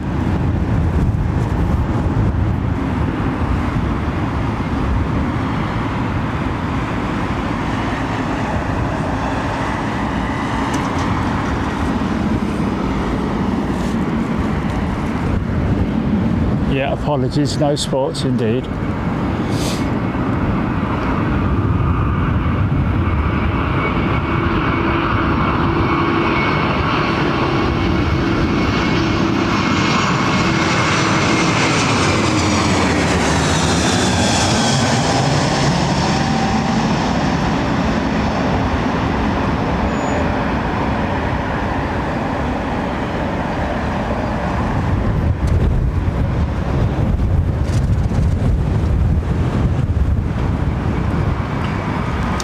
Hoping to get some of that liquid vortex, exhaust vortex that sort of drifts across the airfield sometimes, especially from the I-80 powered 320.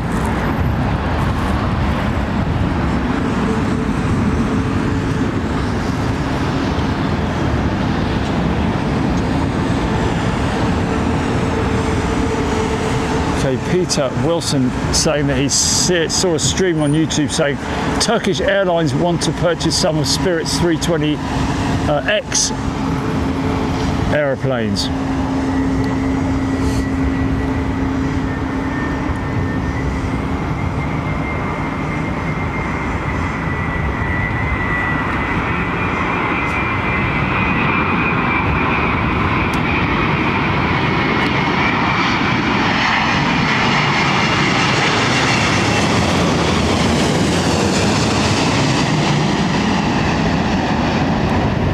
Yeah, I put that whistling sound down to the engine cowls, the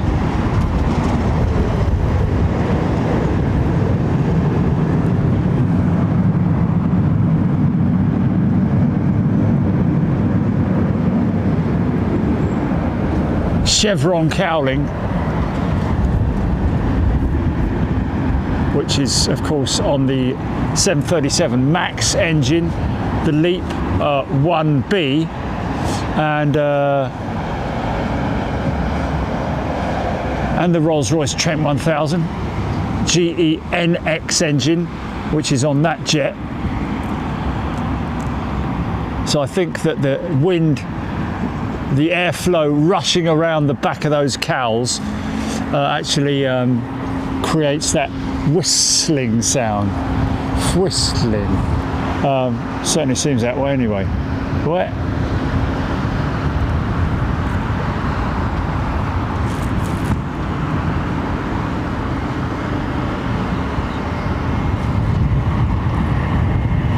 Mark Bar, FedEx based in Slough. There you go.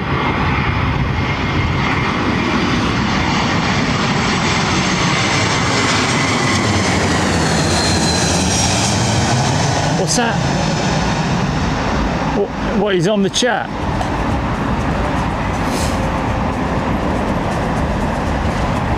Okay. Was he flying in, is he? Or is he going out? He must be flying out. There's another friend of ours, Scott Bateman, British Airways Senior First Officer on the 350. Of course, that is not a, well, I don't know, it might be. Who's to know whether that's Trent or GE powered.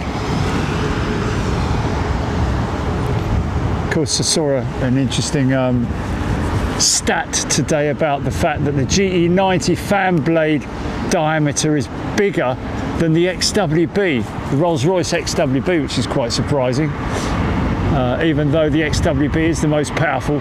97, of course, on the 1000, 84 on the 900.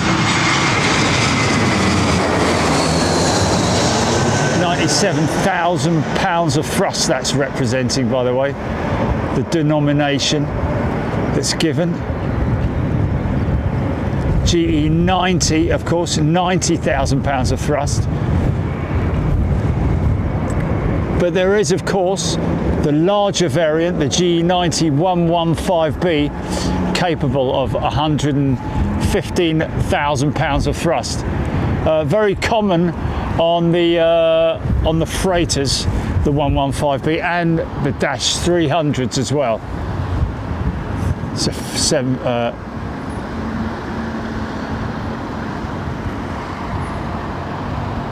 so look at the number one engine, look behind it, look behind it.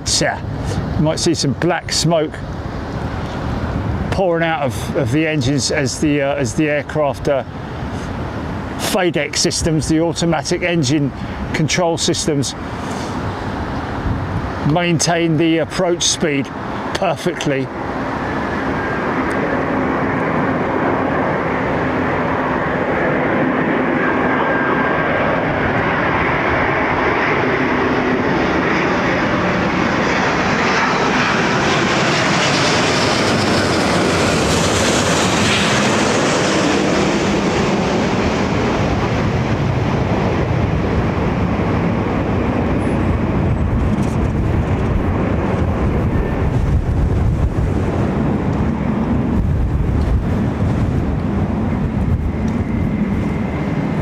And of course, Scott Bateman, as so many people are aware, ex-747 BA pilot as well.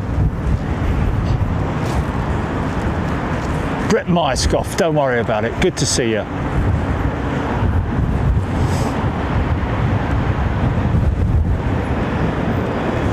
Southwesterly wind, 220 degrees at 14 knots. That's Adrian Campbell giving us an update on the winds. Feels a little bit stronger than that with gusts at times. Scattered cloud, 2,700 feet. That's the height, basically. When they break through the cloud, will be around about 2,700 feet.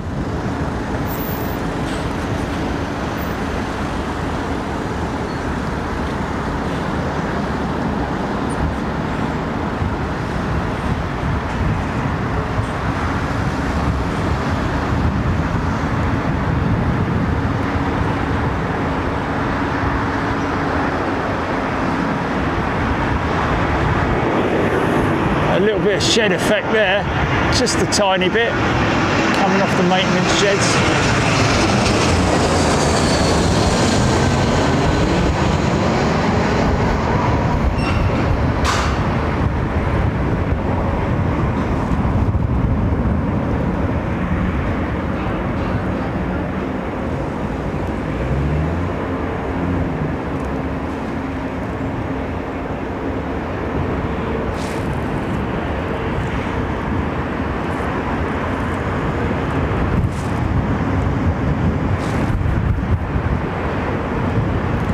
Okay, Sam Nichols saying Dad thinks it was about 2012 to 2014. Was that when the Olympics were on? Wasn't that 2012 Olympics? Is that right, Jelly? When they were held here last? Yeah. Hey?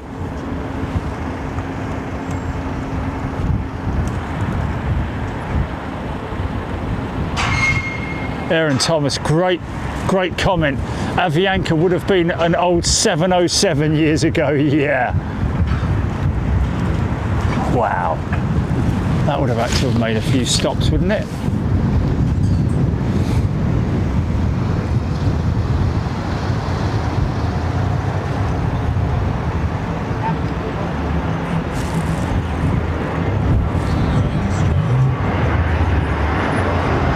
Okay, we've got Alaska 787-300 AS100, I'm guessing.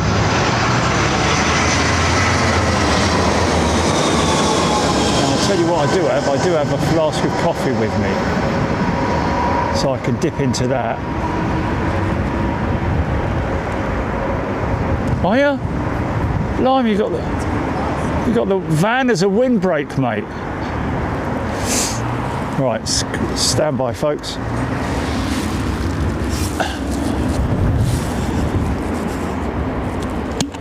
I bought this flask in Miami, didn't I?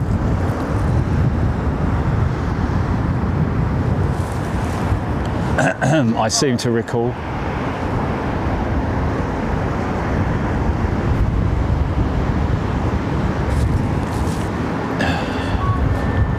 Yeah, Starbucks. Oh, Anchorage. No, it was Anchorage. I love comments like that. It would have been an old 707 years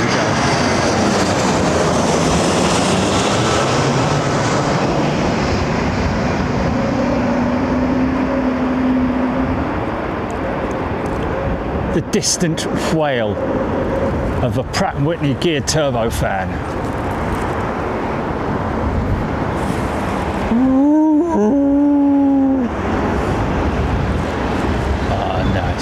I love head-ons like that. Yeah. Could be taxiing up for departure, maybe, that 777. Who knows?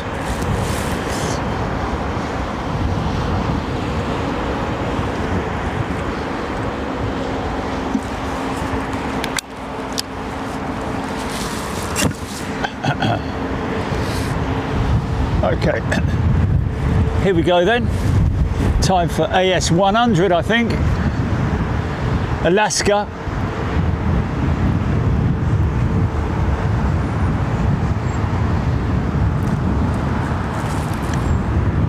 Of course, blended with Hawaiian some time ago. I think it was Alaska who were the major part of the merger, taking over Hawaiian and nicking all those Dreamliners as well.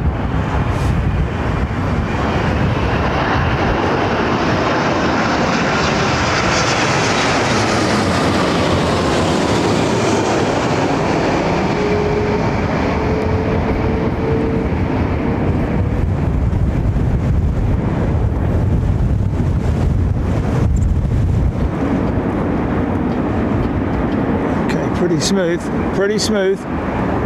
That was decent. Yeah.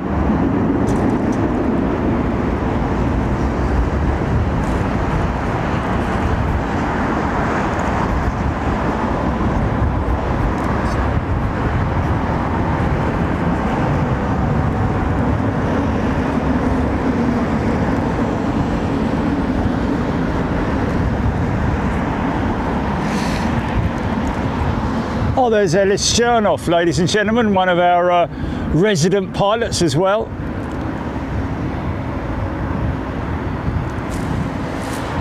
Flown a lot of aeroplanes, that man, I'm telling you, right there. Including the old 727, folks, DC-10s.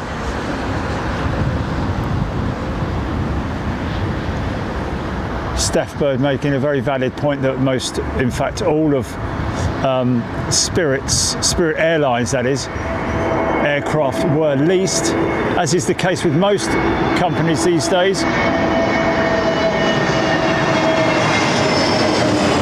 few operators buy aircraft for cash, so to speak.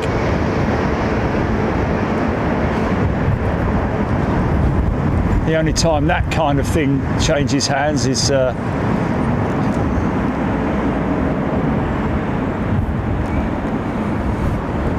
well, you could certainly do a cash deal with the lease company, I'm guessing.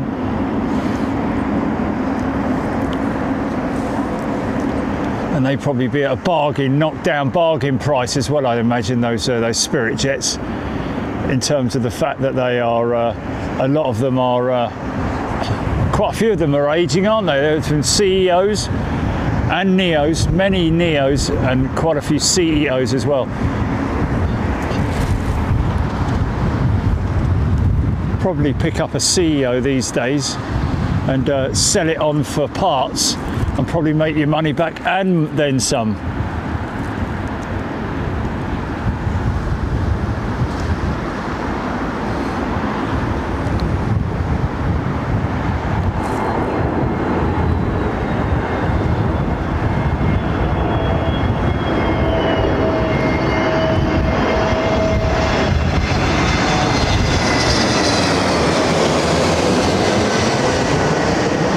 Campbell commenting, still a noticeable crosswind.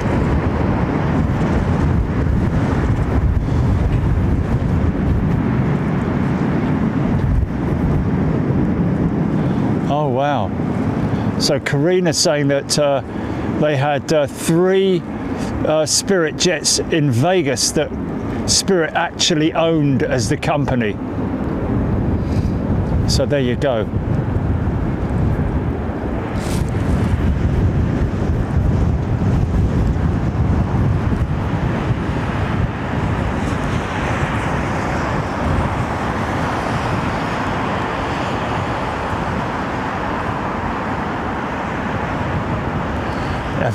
Excited for, is that Air Canada PW1 1100G turbofan engines on the 321 XLR? Interesting. Well, let's hope that they're the revised engines. I would imagine they would be, wouldn't they?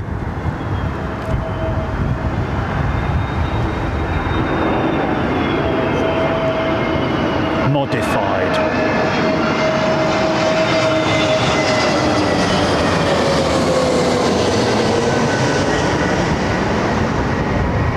Such a high performance engine.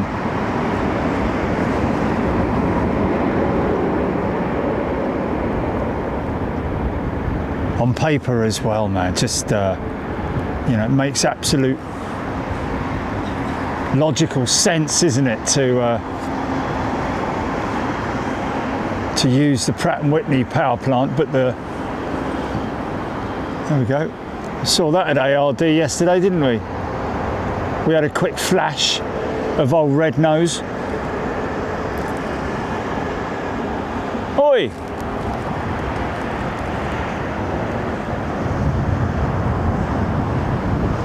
Suho, is there a longer inactive runway in the UK? Well, Manston was a emergency landing, an ALG as well, alternate landing ground during the war. Exceptionally wide runway at Manston, so that they could literally push aircraft off the runway when they crash landed.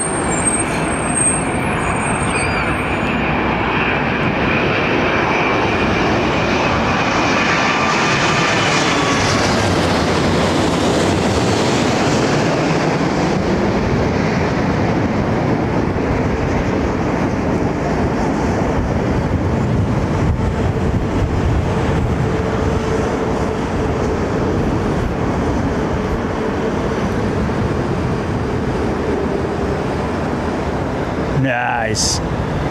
Now you see little rudder inputs there, folks.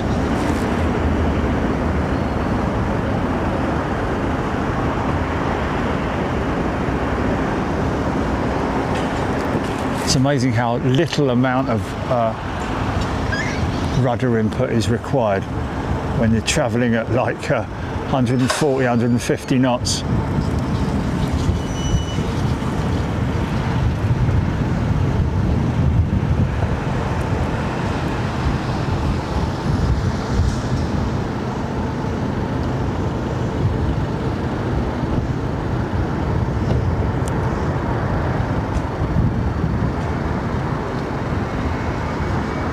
Stone Man, JD Stone, tuning in from South Carolina.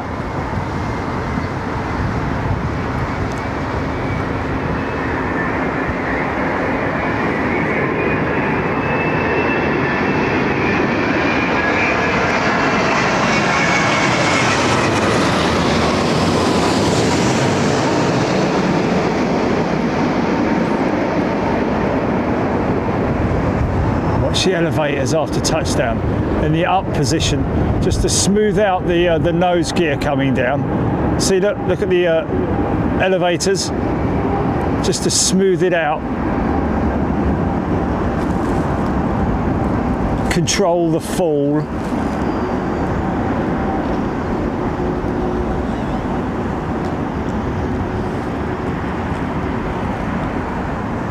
Liz Matthewman loving the landings. Oh yeah. Oh yeah. Oh look. Look what I see in the distance.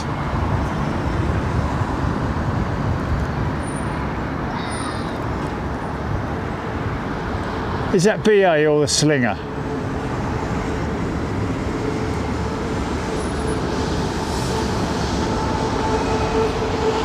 This looks...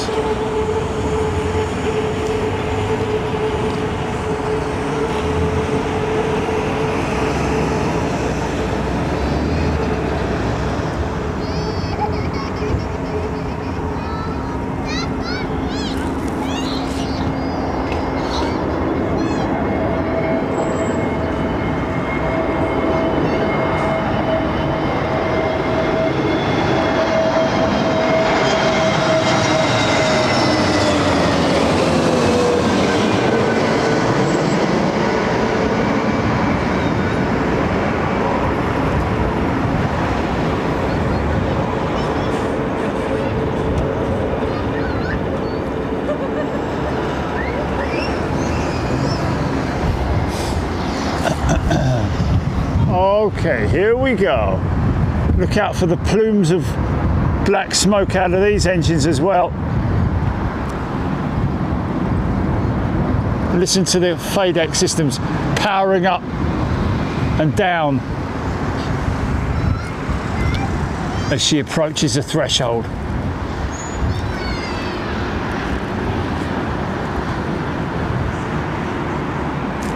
What's the coolest time of the year in Miami, Ellis?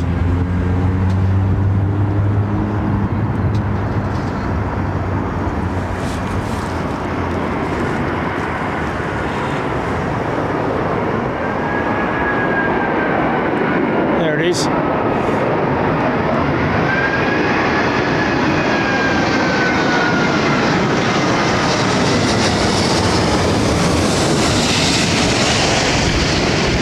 These ailerons, man.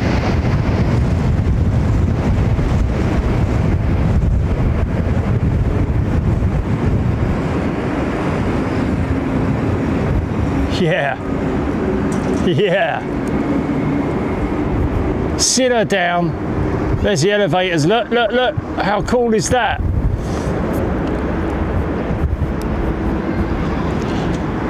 Almost classified as a wheelie, isn't it? Hey. Peter Wilson, $4.99 super chat. Thank you, mate. Appreciate it. Will do. I shall do that.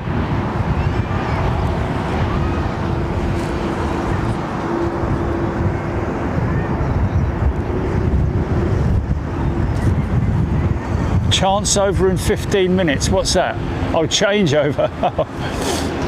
I thought he was giving us a last ultimatum. Your chance is over in 15 minutes.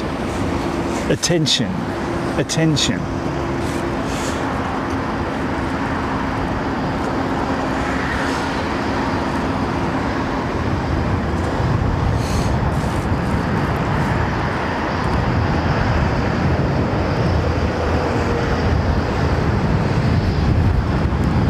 Wild Snowball, yes, Alaska did poach Hawaiian's 787s. Of course, they've got 330s as well, haven't they, Hawaiian? And a 321neo, I believe.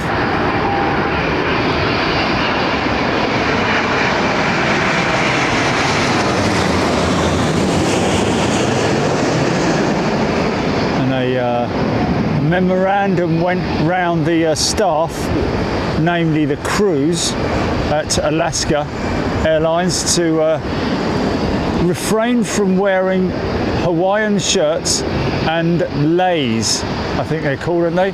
Is it a lei that lady came up and gave me? Oh, blimey.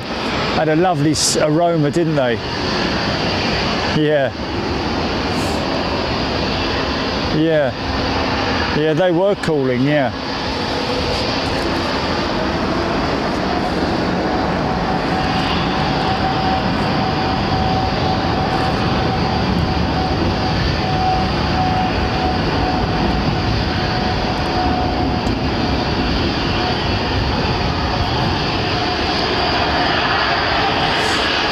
We've got Screaming Real, a planned route from Vancouver, British Columbia, to Anchorage on a 4-day drive by the sounds of it.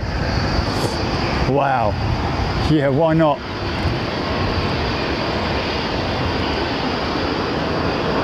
Vietnam Airlines 787. Look at this. How cool is this livery, man? Oh, is it Royal Jordanian, is it? Sorry.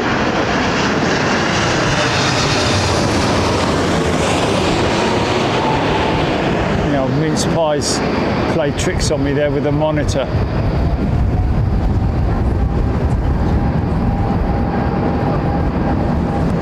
Yeah. Nice.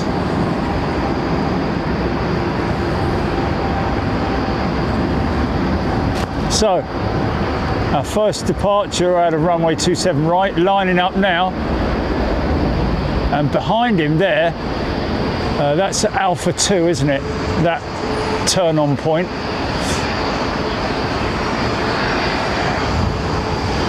So that's 767. Is it? I think it is, isn't it?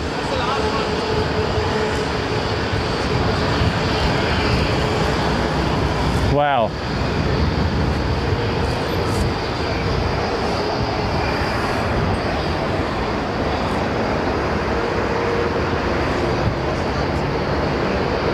Sorry, it's a 787.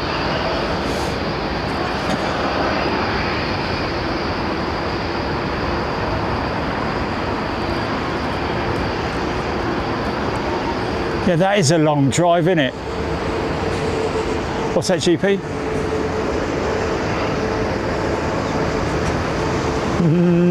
Well, not really, no. But oh, look at that, bang on 3 o'clock. Literally, if you've got a watch and you want to adjust it, that should be right now, bang on 3 o'clock. 1500 hours, GMT, no, BST, sorry. That's it, that's all your arrivals done with, folks. Now they switch operations to departures every day at 3 o'clock.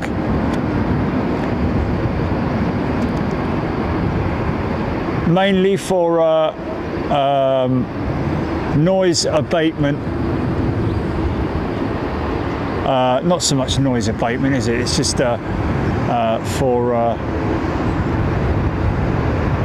noise, yeah, I guess you could say that. To minimise the disruption with local communities, especially with aircraft landing over communities. Not so much the case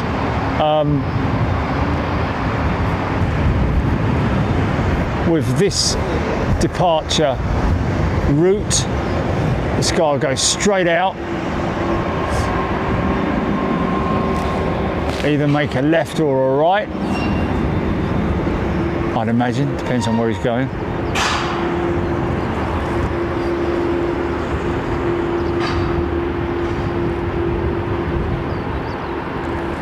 Brian Stewart, yes, I did coin the shed effect from quite early on in Big Jet TV's lifespan.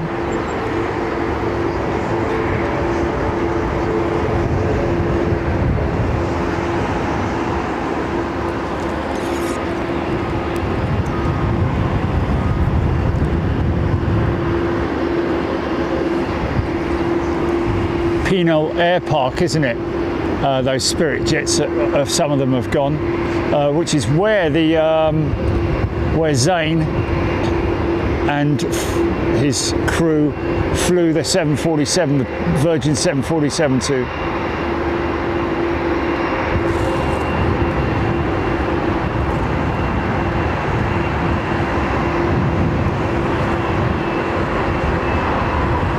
Jules Harris.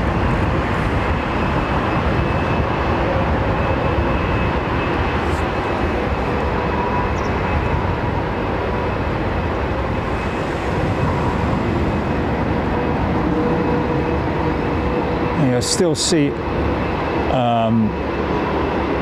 small entering runway 27 right on runway.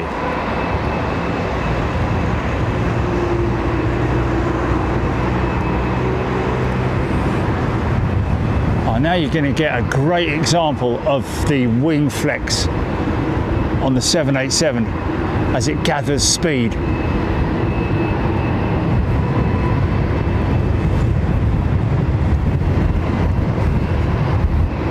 Great visual experience. Hey, even these little things have wing flex,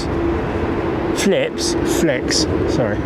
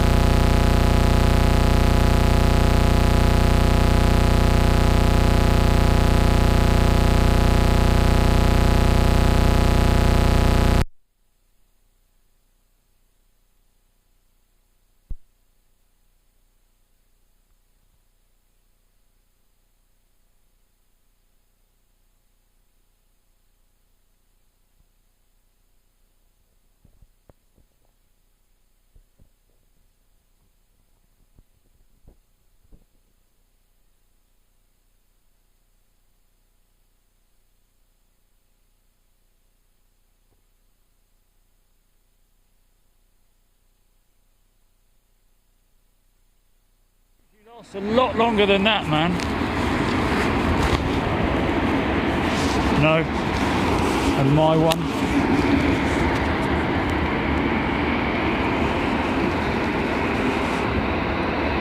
Are you sure?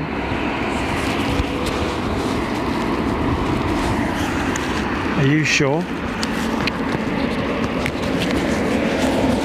Okay, well that's interesting. Have we got two, or we could still got one?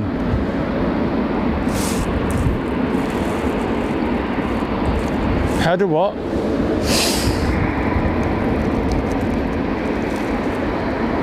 Rude. Yeah. Oh well. Yeah.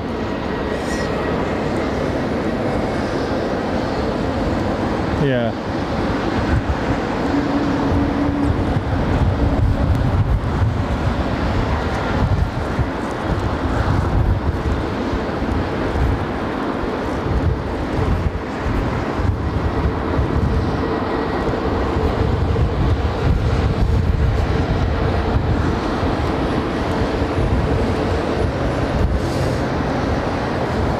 Oh.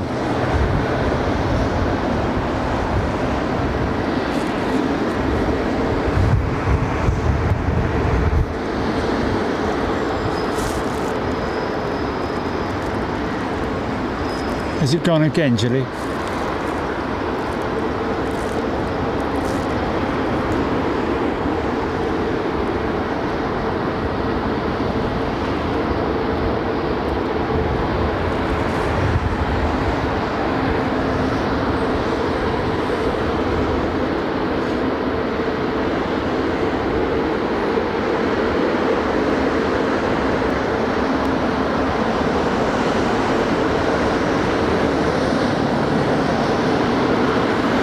Okay.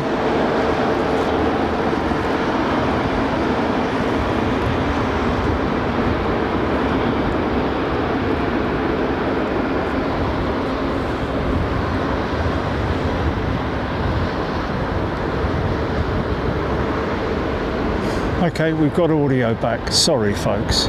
Do apologise. I've got to say that's one of our very reliable parts of the equipment is the mics.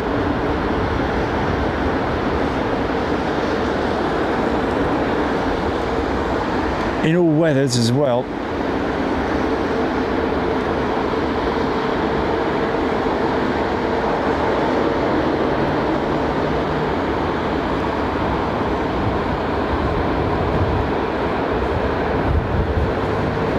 Has got that sort of like A350 look about it, hasn't it?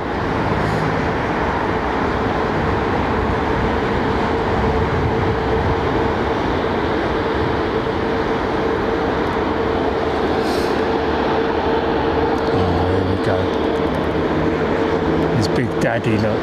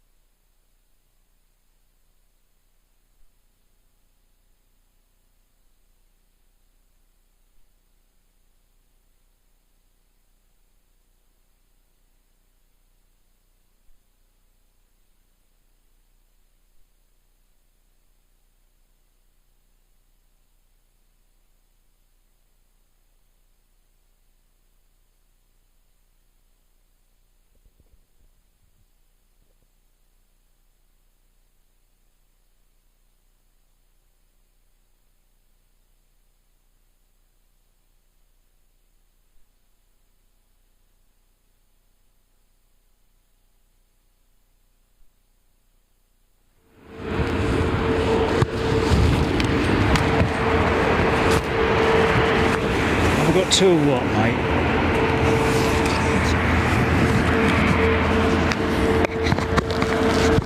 Just going to put that one back on charge.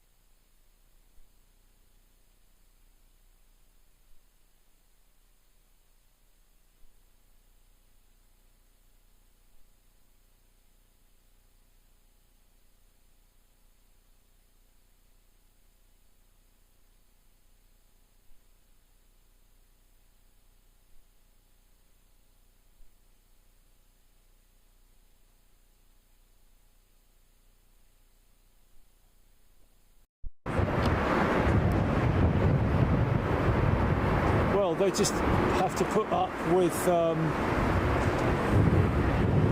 wind noise, Jilly.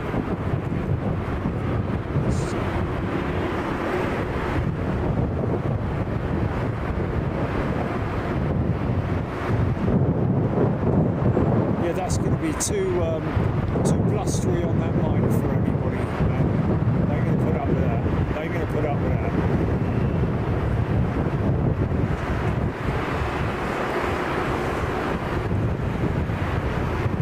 777-800 in it. I think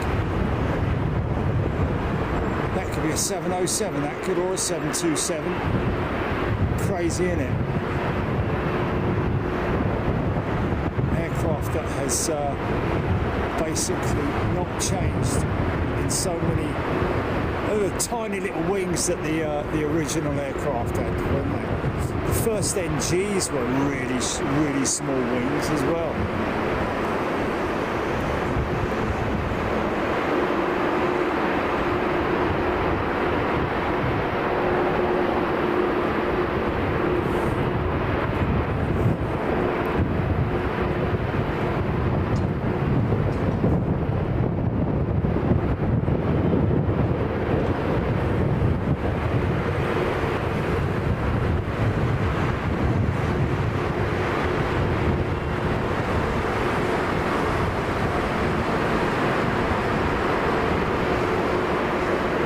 Still got good audio. Becky Hale, all good.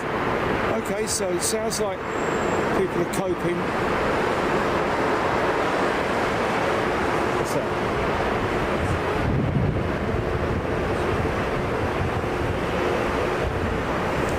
Right, okay, all right.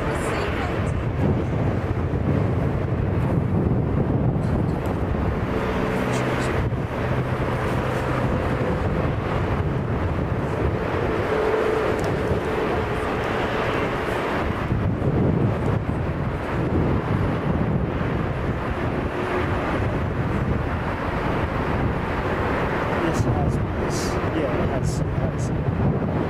There's no point in employing this.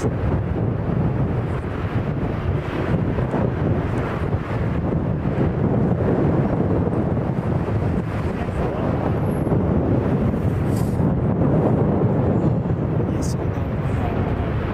I could do that theoretically.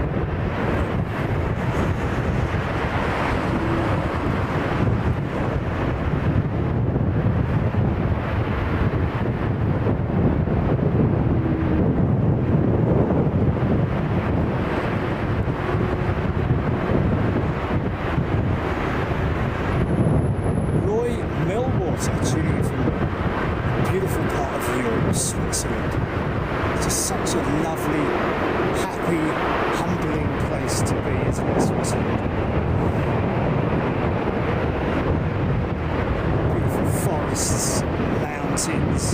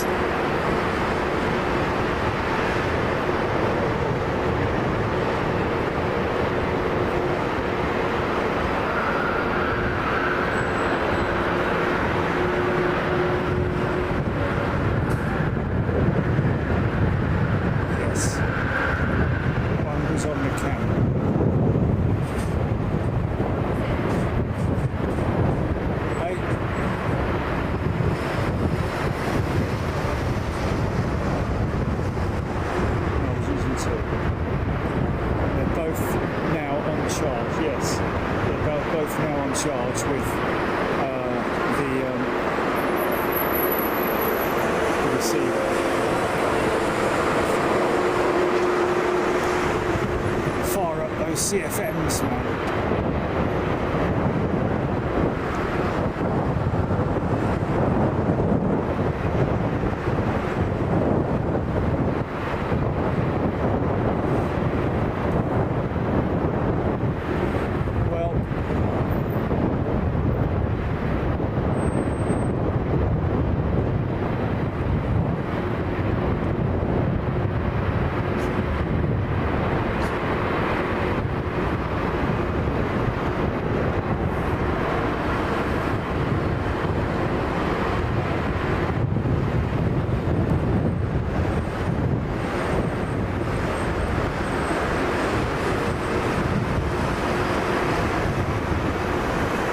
Beverly George.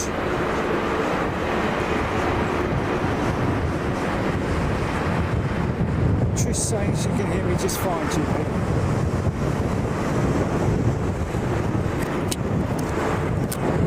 Yeah, well, I just have to speak up, won't I? Sorry, folks. Don't mumble.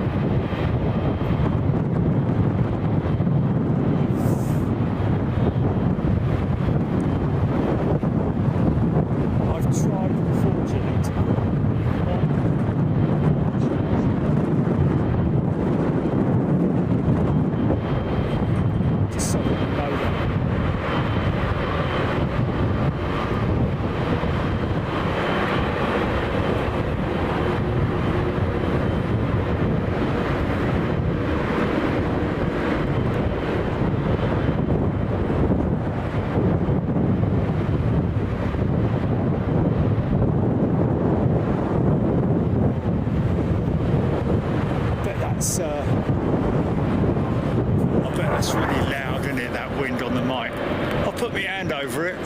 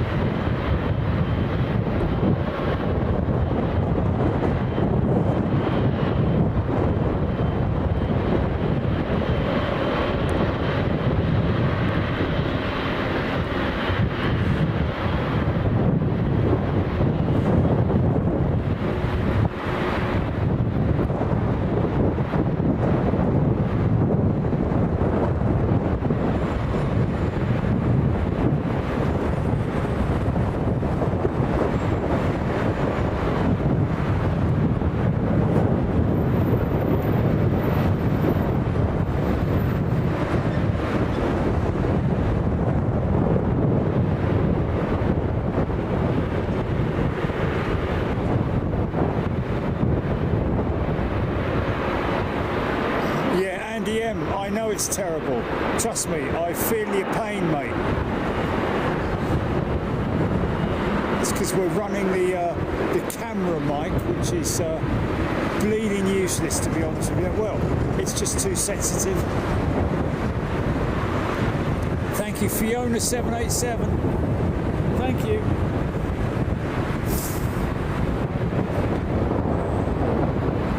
I know it's terrible.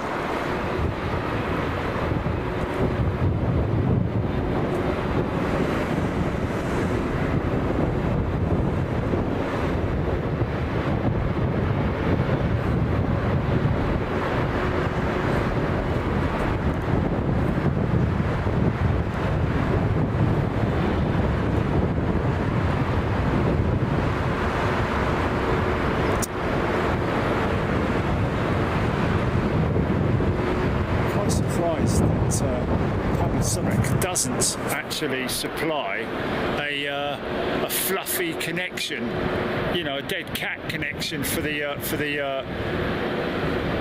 proprietary mic, actually. You there!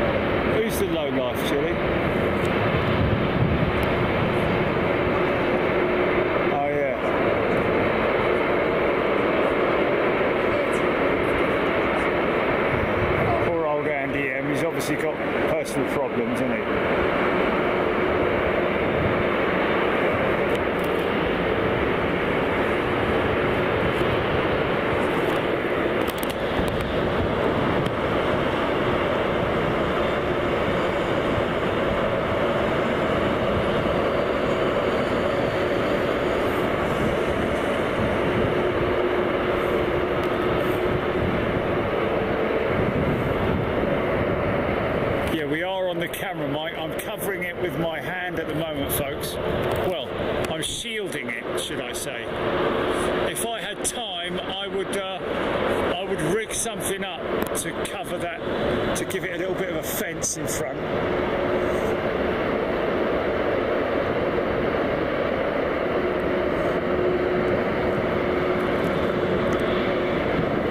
But I don't have that option, I'm afraid.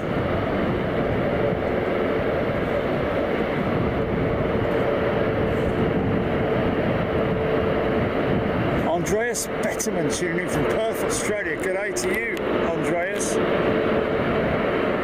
Hope you're doing well.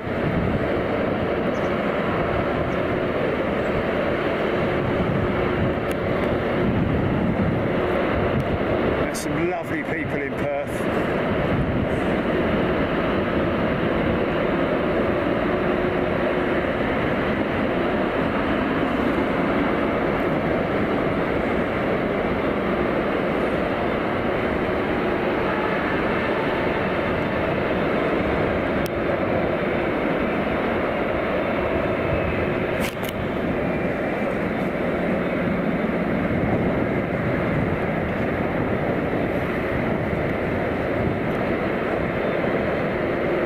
What's that, Jerry? Oh yeah.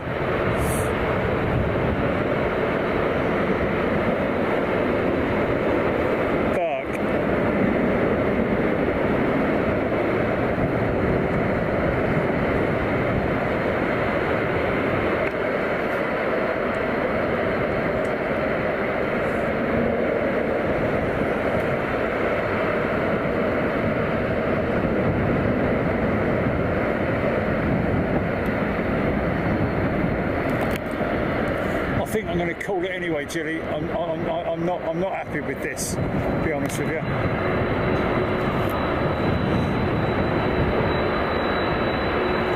Well, folks, thank you so much for your company today. Oh, look at that! Listen to that.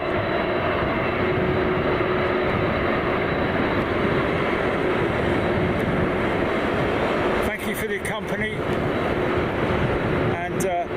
For your generosity and for being so friendly with others as well, getting involved in the chat. I love it when there's good chat going on, I've got to be honest with you.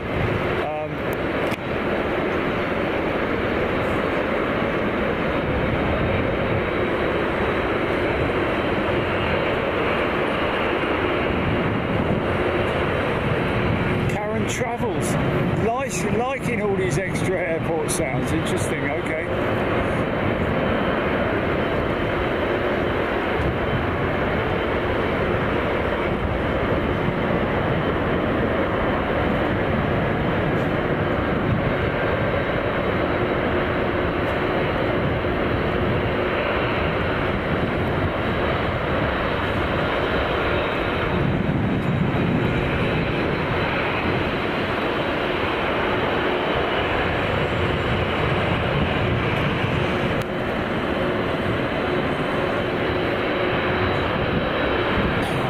Disappointed about those mics failing, man.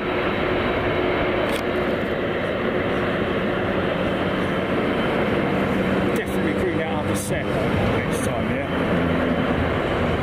100%.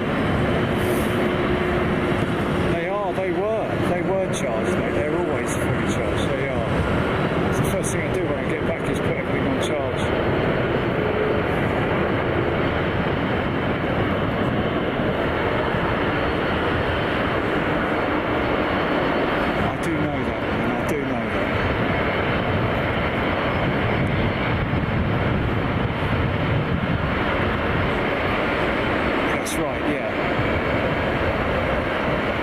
Then put in the charging box, which was then connected at the station, at the charging station. Charging station!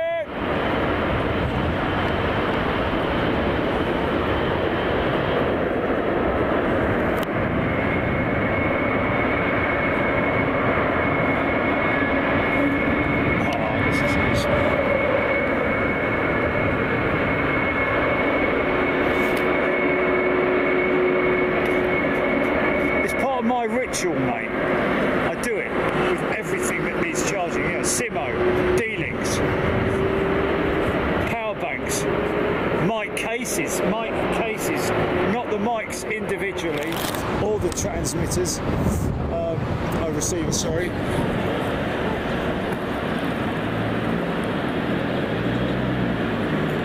Yeah, possibly, yeah.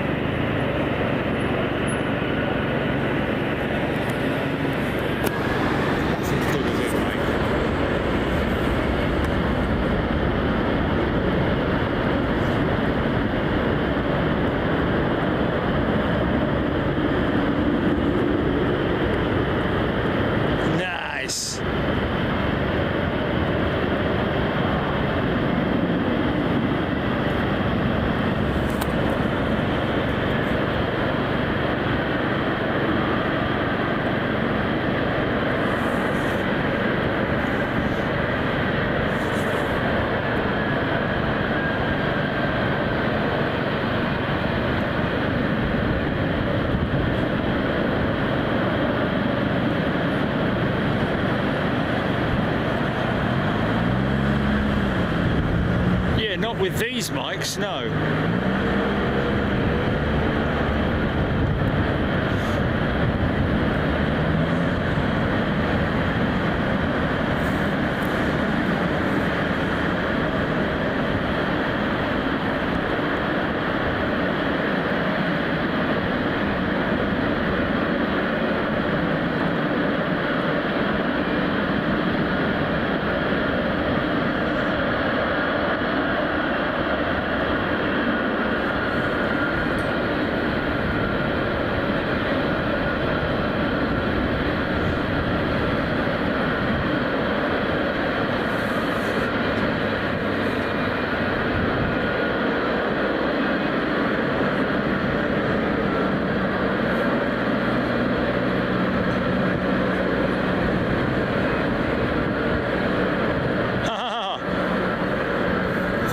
DJ, great thing to hear, mate.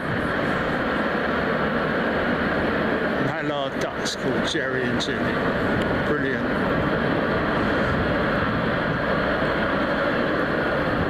Good on you, mate. Remember Staffy Duck at the Staffordshire services, wasn't it? He was a big old duck, he was.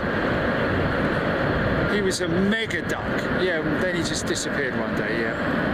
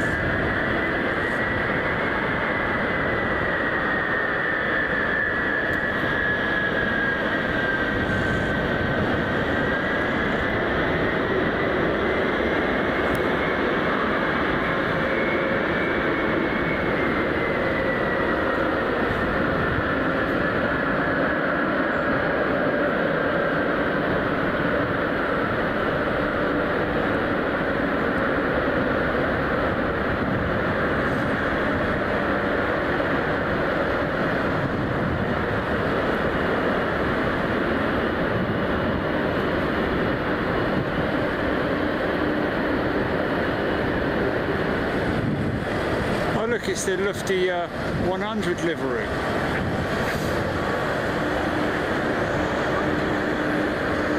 Oh, did I? Oh,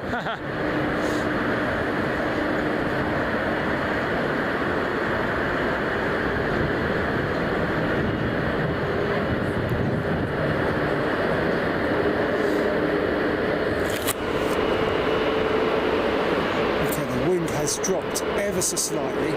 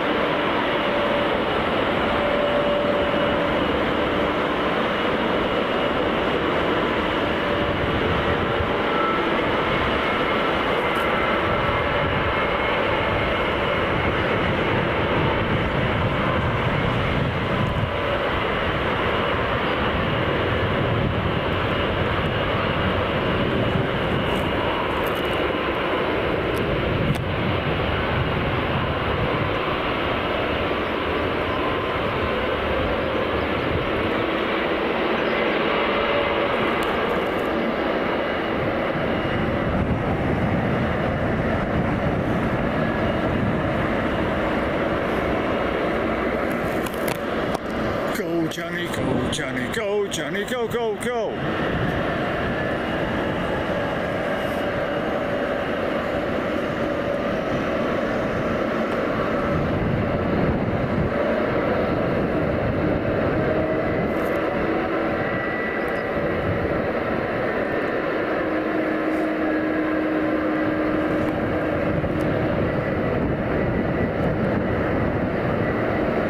Sorry folks, sorry.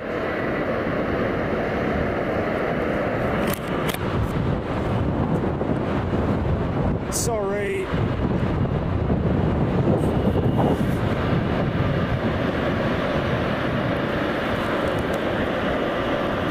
Doing everything one-handed here at the moment, just because I'm shielding the mic with my left hand.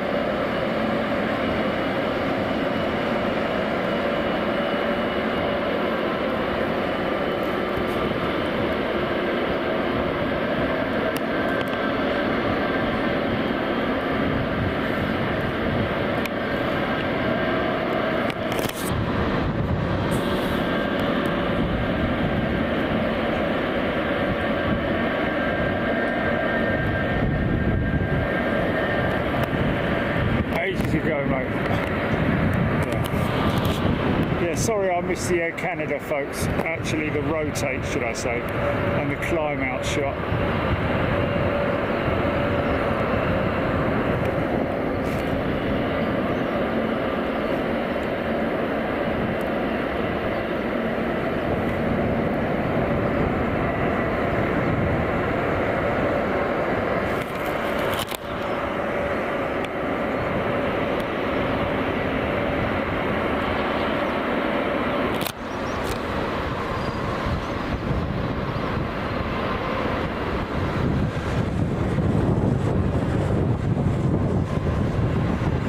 Two's looking pretty hot, mate.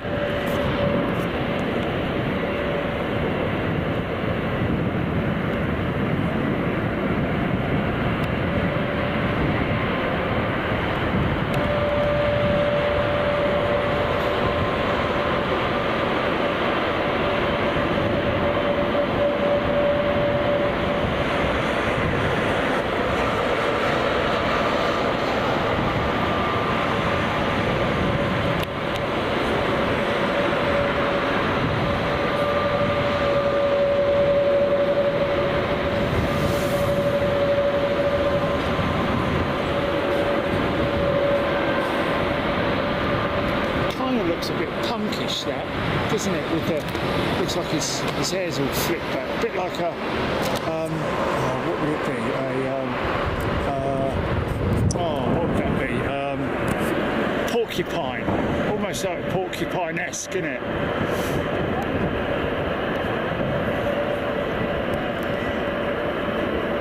Yeah, I'm just saying the head and the. It looks a little bit like a porcupine.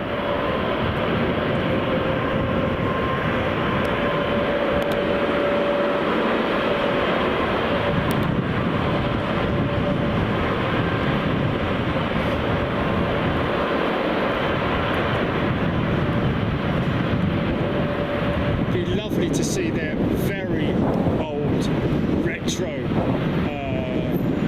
321, isn't it, that they've done up in the like 1950s/60s livery, the yellow and blue, light blue.